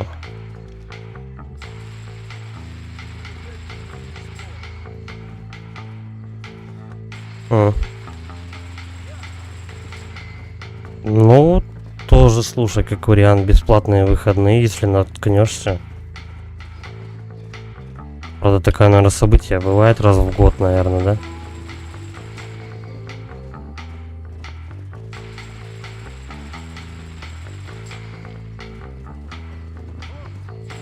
Армадилдо. Короче, мне сюда?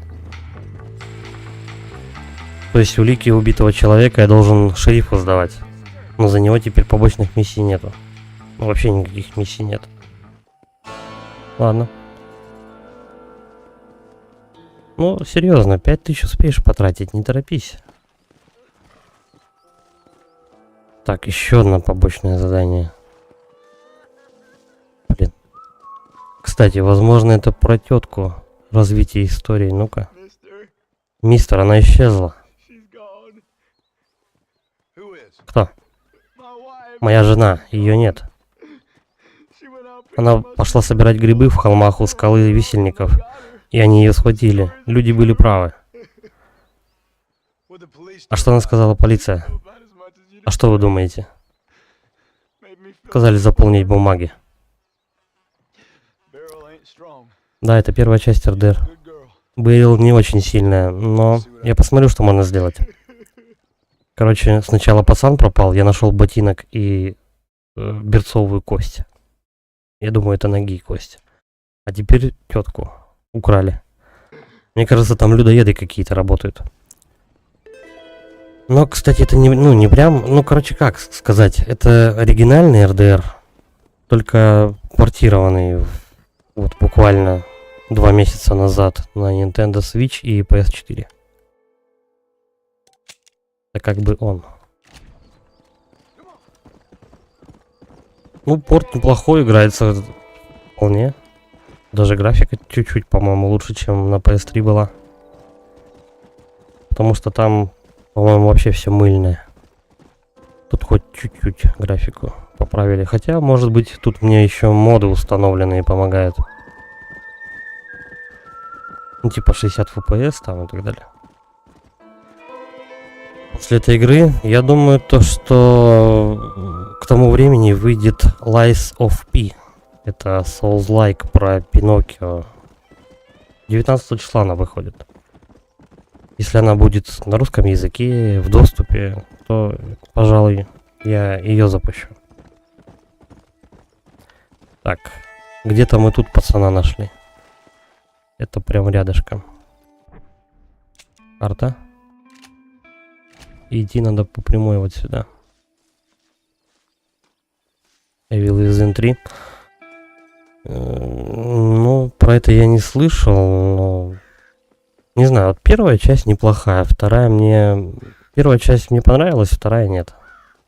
Не смог я во вторую играть. Слишком много каши вот этой вот лишней. Какие-то активности дурацкие. Не знаю, испортили, по-моему, игру. Когда она была коридорной, когда... она больше похожа была на Resident Evil, какой-то вот Silent Hill. Она мне нравилась больше. А когда там только добавили открытый мир и всякие побочные действия, не очень. Много лишнего. Так. Теперь опять кость. Подожди, это рука, что ли? Да, это рука. Рука, ботинок и шляпа. Конечности добавилось, короче, в этом месте.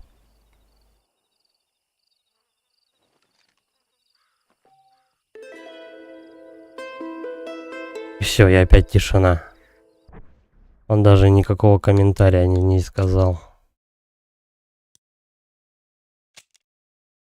Так, что это местонахождение женщины. Человек, сидящий около участка шерифа Армадило, сказал, что его жена отправилась собирать грибы у скалы Висельников. Поищите в холмах. Все, это неактивное задание.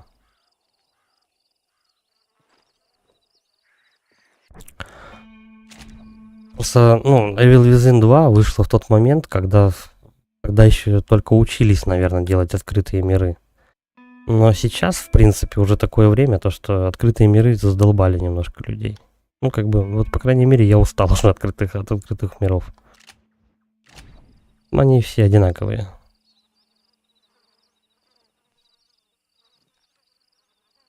На Xbox Series S ты имеешь в виду? 30 FPS? Ты про Xbox Series S?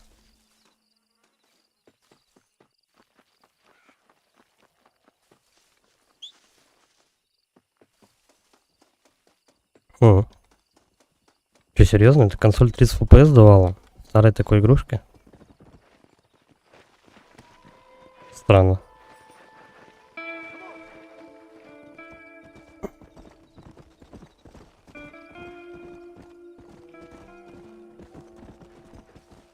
Игра-то древняя, почему там 30 FPS? Хотя, в принципе, это просто же этот какого. Это же версия Xbox 360, и поэтому, ну, там что-то вроде, ну, это же не ремейк, там ничего такого. Это просто, типа, ну как же там, покупаешь, типа, Game Pass, и ты можешь старые игры с Xbox скачивать, ну, типа, обратной совместимости, вот это вот. Поэтому я не удивлен. 30 FPS для Xbox 360 это была нормальная тема. Это на компе она должна тебе... А, подожди. Она и на компе 30 кадров в секунду, по-моему, идет. И вот этот суженный экран с черными полосами. Там дело не в ПК. Это сама игра просто такая. Они там особо порт... Они, во-первых, порт на комп сделали очень корявый. Во-вторых, сама игра, как бы, они особо с оптимизацией не парились. Вот. И этот, как его... Она и на компах тоже шла в 30 кадров в секунду. Я, короче, вспомнил. И вот эти вот, чтобы полоски черные сверху и снизу экрана, как в фильмах старого образца. Чтобы их убрать, тебе нужно было мод устанавливать. Прям в самой игре нельзя было убрать. Мне пришлось мод устанавливать. который эти полоски убирает там с помощью какой-то комбинации клавиш. Не все так просто, короче.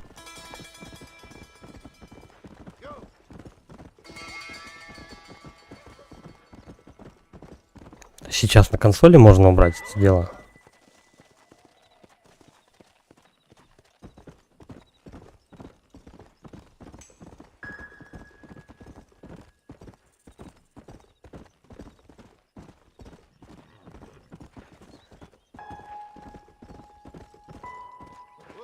Угу.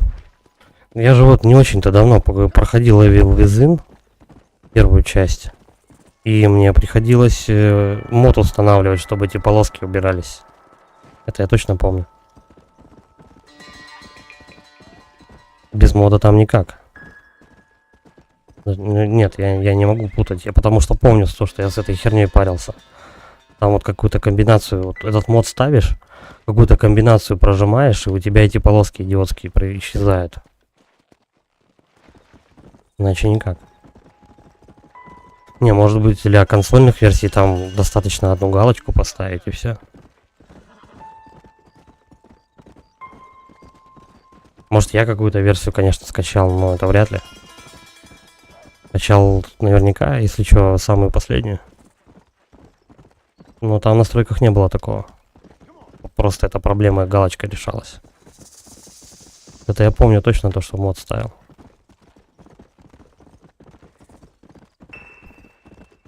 Ну, потому что, короче, они хотели выпендриться под старое кино, там что-то вот в этом роде. Не знаю. По мне так тоже очень двинутое решение. Если вы такое решение делаете, вот, к примеру, игра Ghost of Tsushima на PS4. Ты там хочешь одну графику делаешь, хочешь графику черно-белых фильмов там и так далее. Ты можешь это поменять в настройках и всегда это изменить. Поиграл, надоело, убрал. Но тут вообще они делали просто вот вам полоски и все. Мы так, я художник, я так вижу, короче. Не поддерживаю это решение с полосками в Evil Within вообще. Херовая была затея, мне не нравилось. Я просто пол экрана в игре загораживают. Ну не пол экрана, но все равно. Здравствуйте, мистер Марстон. Как поживаете? Хорошо, спасибо, а вы? Я тоже, спасибо. Вы знакомы с моим отцом? Джон Марстон — это мой отец, Дрю Макферлейн. Приятно познакомиться, Марстон. Прошу. Итак, дочь рассказала мне, что ты прибыл сюда с неким тайным заданием. Хочешь призвать к ответу нарушителя закона? Вроде того. Я признателен вам за гостеприимство, сэр. Знаешь, мы живем на этой земле уже 30 лет. Приехали с востока. Здесь тогда еще не было поселений. Мы 10 лет воевали с индейцами. Суровые люди. Потом были бандиты, засуха, эпидемия оспы, жуткие зимы, холера. Я похоронил больше детей, чем вырастил. Прискорбно слышать, сэр. Я видел, как сильнейшие люди чахнут и умирают под этим беспощадным солнцем. Как болезни выкашивают целые стада. Но я ни разу не пожалел, что приехал сюда. Понимаю.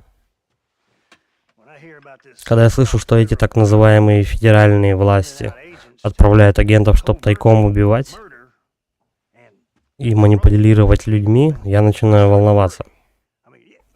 Да, соглашусь. Уильямсон — угроза обществу, ходячая напасть. Но ведь агент правительства — угроза еще хлеще. И о том, что он собой символизирует, может, вы и правы, сэр. Ты храбрый малый. И здесь тебе всегда будут рады. Но скажи своим друзьям на Востоке. Мы не хотим жить так, как они. Строить козни, шпионить, действовать из-под тишка. Это возмутительно. Поверьте, сэр, я с вами согласен. Славно, славно. Ну, мы не станем дальше тебя распекать. Идем, Бонни, нас ждет работа. Мистер Марстон, не хотите ли вы с нами? Это дело папа любит больше всего, не считая бесед о политике. Какое дело? Объезжать лошадей. Итак, говорят, ты умелый наездник. Ну, для горожанина. Еще одна обучающая миссия. Надо объездить лошадь. То есть, короче говоря, в этой игре можно ловить лошадей разного типа. Какие-то лучше, какие-то хуже будут. Ну, как и во второй части.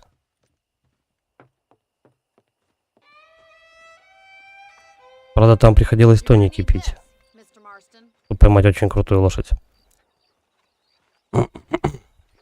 Иначе она тебя просто сбрасывала. Давайте попробуем применить это лассо в деле. Работник раньше видел неподалеку табун диких лошадей. Садитесь на свою лошадь. Ладно. Тут недалеко, кстати. Я тоже их, по-моему, где-то неподалеку тут их видел. Че, мы едем? Да поехали. Сейчас будем лошадок ловить. Ваша теория о правительственных делах, безусловно, очень любопытная. Это не теория, Марстон. Я видел телеграмму, которую Маршал получил из Блэквотера. Не то чтобы это большой секрет, кто тебя послал. Так что это не так. Я видел этих людей с поезда. Государство может идти к черту, как по мне. Эти сукины дети мертвецу в карман залезут. Мистер Марстон. Он прав. Я плохо разбираюсь в политике. Папа, может, спокойно пойдем? Но я знаю, что свободу они нам отмеряют. Власть как выпивка. Чем больше взял, тем больше хочется. И мало мужчин способны с ней совладать. На мой взгляд, с некоторыми делами в этой стране женщины бы справились куда лучше.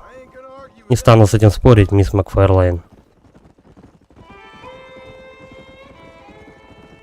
Некоторые диалоги, в принципе, ни о чем. Посмотреть табун. Вон они там, лошади. Так, а что, давай немножко сзади обойдем. Вон лошади. Готовьте лассо. Так. Поздновато, да?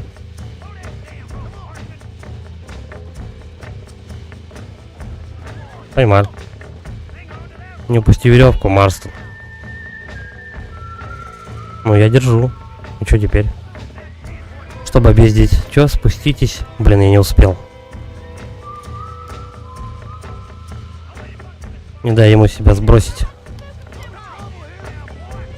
Вот оно как. Во второй части немножко по-другому лошадь надо объезжать. Как такая немного странная мини-игра. Ну, нормально. Даже забавно. В смысле? Опять ее ловить? Ну да.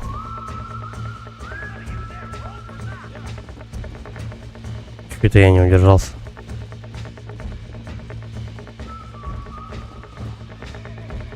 Так. Ну, поймать-то я ее поймал.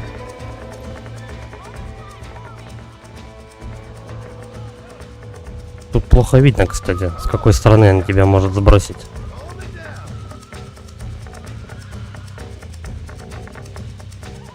Все? Нет, еще не все. Держись. Держись, Джонни. Все, хорошо.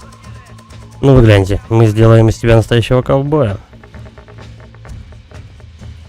А все, им это уже не нужна больше. Седло, Марстон, а этого оставь мне.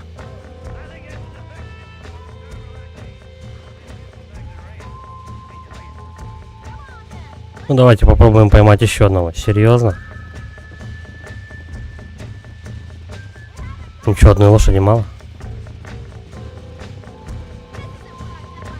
Ну давай вот эту. Пятнистую заловим. Че, садись.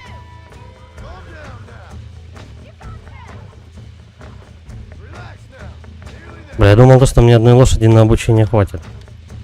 Но нет. Будем закреплять.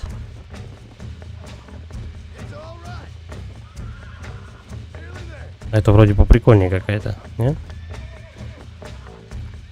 Держись.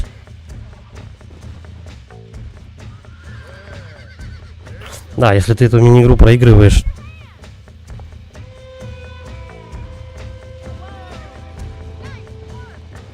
На сегодня хватит. Да моя-то куда лошадь пошла? Иди сюда. Если эту мини-игру проигрываешь, будет заново. Что за игра Baldur's Gate? Это... Ну как? РПГ.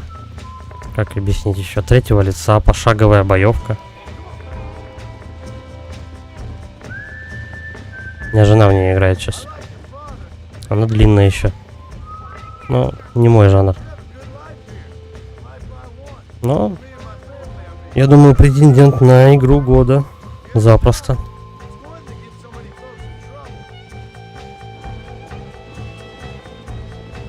Хотя бы в какой-то номинации она будет определенно в выигравшем положении.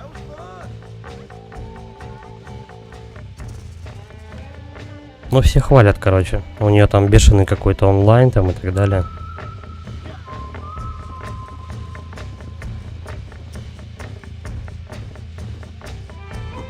Еще подобные есть игры. Это Divinity Original Sin. Или Origin Sun. Нет, Origin Sin, по-моему. И Pillars of Eternity.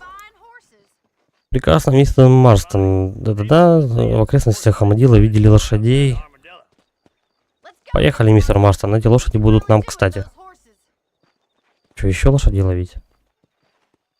Да вы издеваетесь.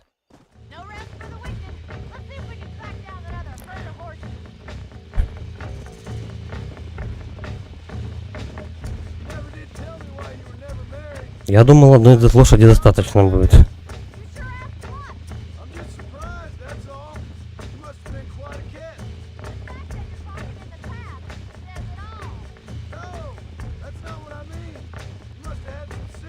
Скорее всего, и у того табуна нужно будет парочку поймать.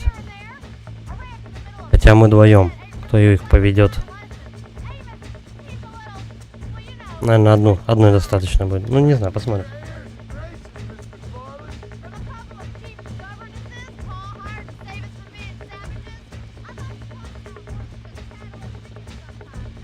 Что долго ехать-то еще? Она там что-то едет, с кем-то базарит. Я уже, наверное, на километр впереди нее.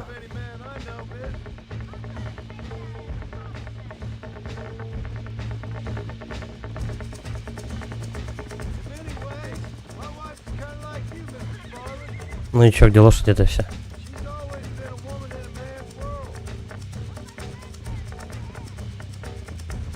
Так, это не то.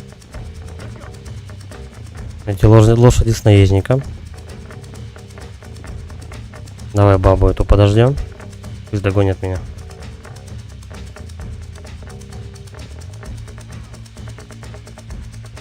Что она там застряла-то? Ее мужики, походу, склеили.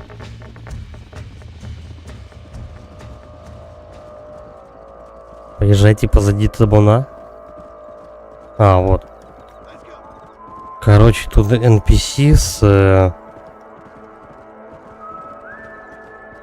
Подожди, ничего не понял. Мы ехали вдвоем. Теперь она подцепила еще 3 мужиков.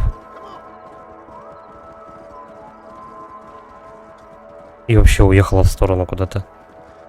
А, гоните табун. Окей.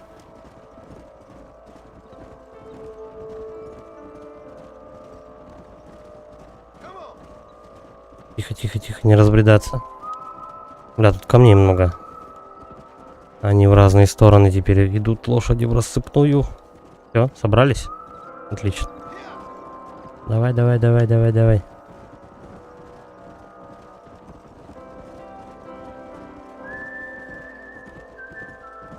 Кстати, тут что-то много событий возле скалы висельников прям происходит. Так, 2 штуки отбилось эти в стаю. Ну-ка, ну-ка, ну-ка, ну-ка. Давай, давай, давай, давай, давай.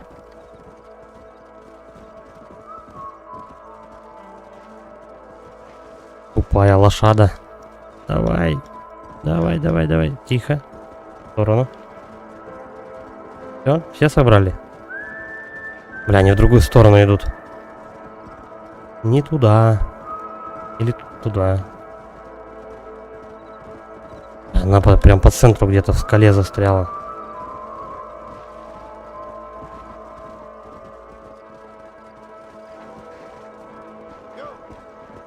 Ну еще как мне ее выковырить? Вот она. Иди сюда. Давай, давай, к своим.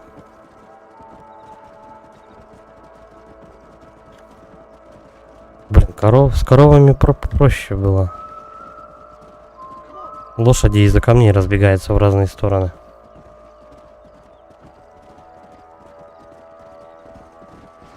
Так, все, вроде всех собрали. Давай, давай. О. И чё? Они их сетками, что ли, ловить будут? Что ж, кажется, мы их поймали. Какие великолепные животные. Эй, жеребец уходит. Догоните и поймайте его. Кого из них-то ловить? Одного жеребца? Вот этого. А остальные типа не убегут. Остальные-то тоже вроде удрали.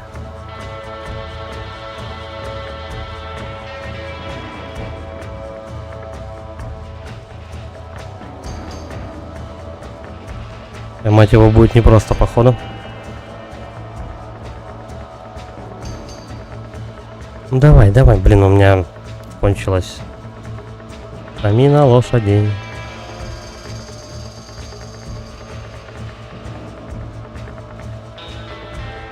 Не долетела лассо. Так, ну зверюга хотя бы кружит. Далеко. Надо ей на перерез ее ловить. Оп, все. Поймали.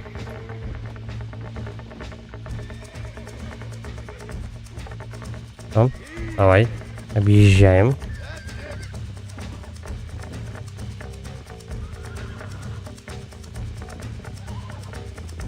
Я ковбой, детка.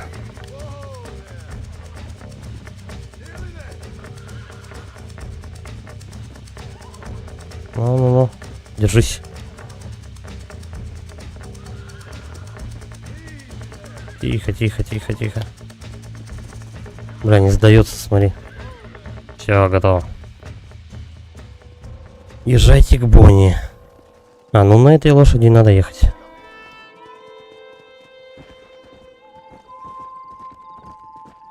Короче, это такая же лошадь, как у меня. Но ехала она быстрее. Эх, я застрял.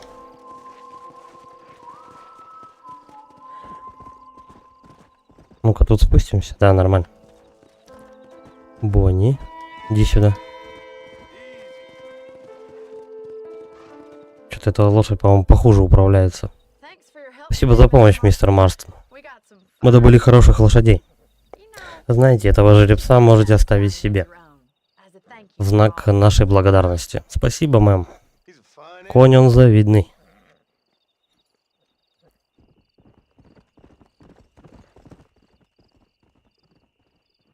Да черный вроде тоже неплохой.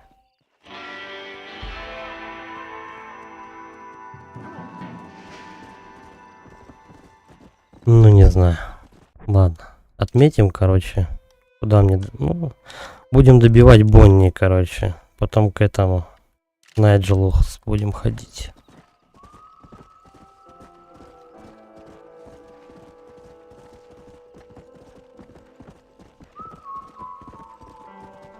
А черная куда лошадь делась?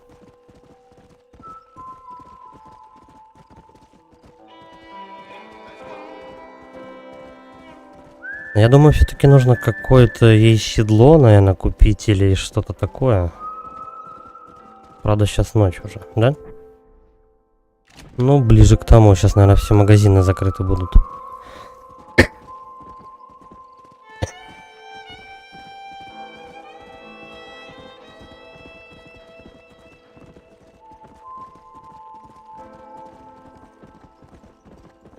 Что-то в Бонни все у нас не заканчиваются задания.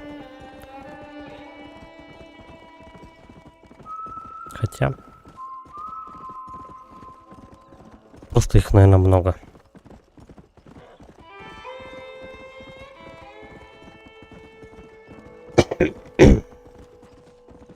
Ладно, мы сейчас до нее доберемся. Зайдем в квартиру, там с сохранением сделаем и будем закругляться.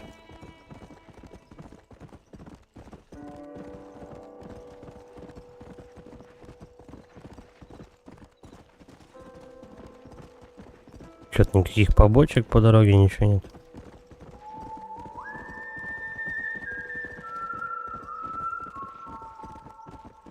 Мне вот интересно, если я вот, допустим, с этой лошади слезу, куда-нибудь отойду в сторону.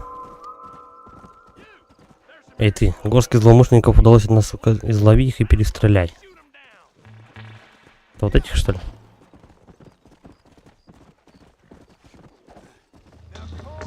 Ой, я его поймал случайно в лассо. Давай вот так. Бам. Один готов.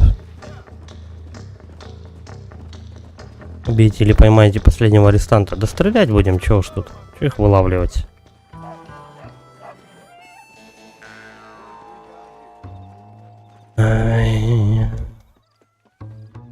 Кстати, заодно сейчас проверим, как эта лошадь объезженная действует.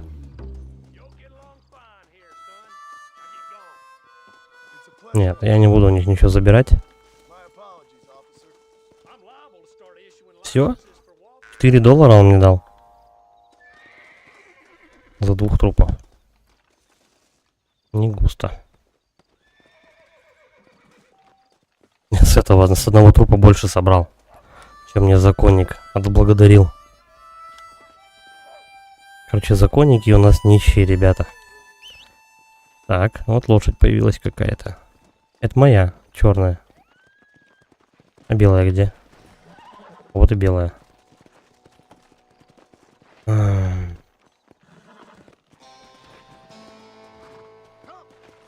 бы на ней седло-то поменять?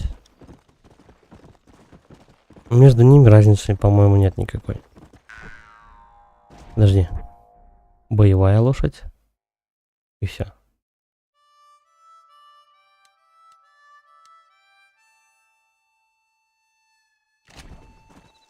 Не знаю, по-моему, между ними разницы никакой нет.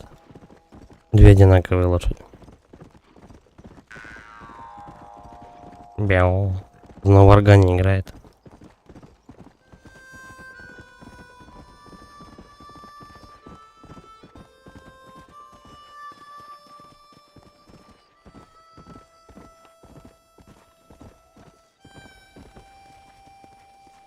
Поехали в дом. О, кстати, вот подкова, что-то такое тут. Это что? Это просто загон или что?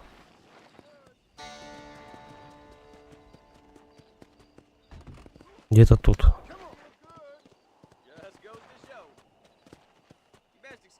Ну-ка. Лезть. Играть подкову. Это какая-то мини-игра просто.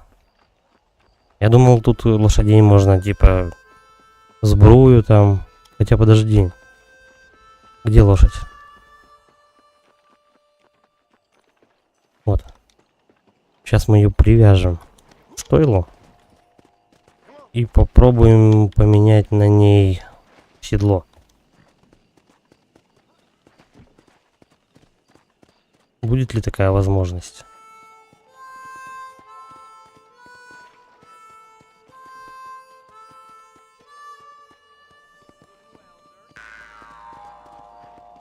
Привязать, допустим.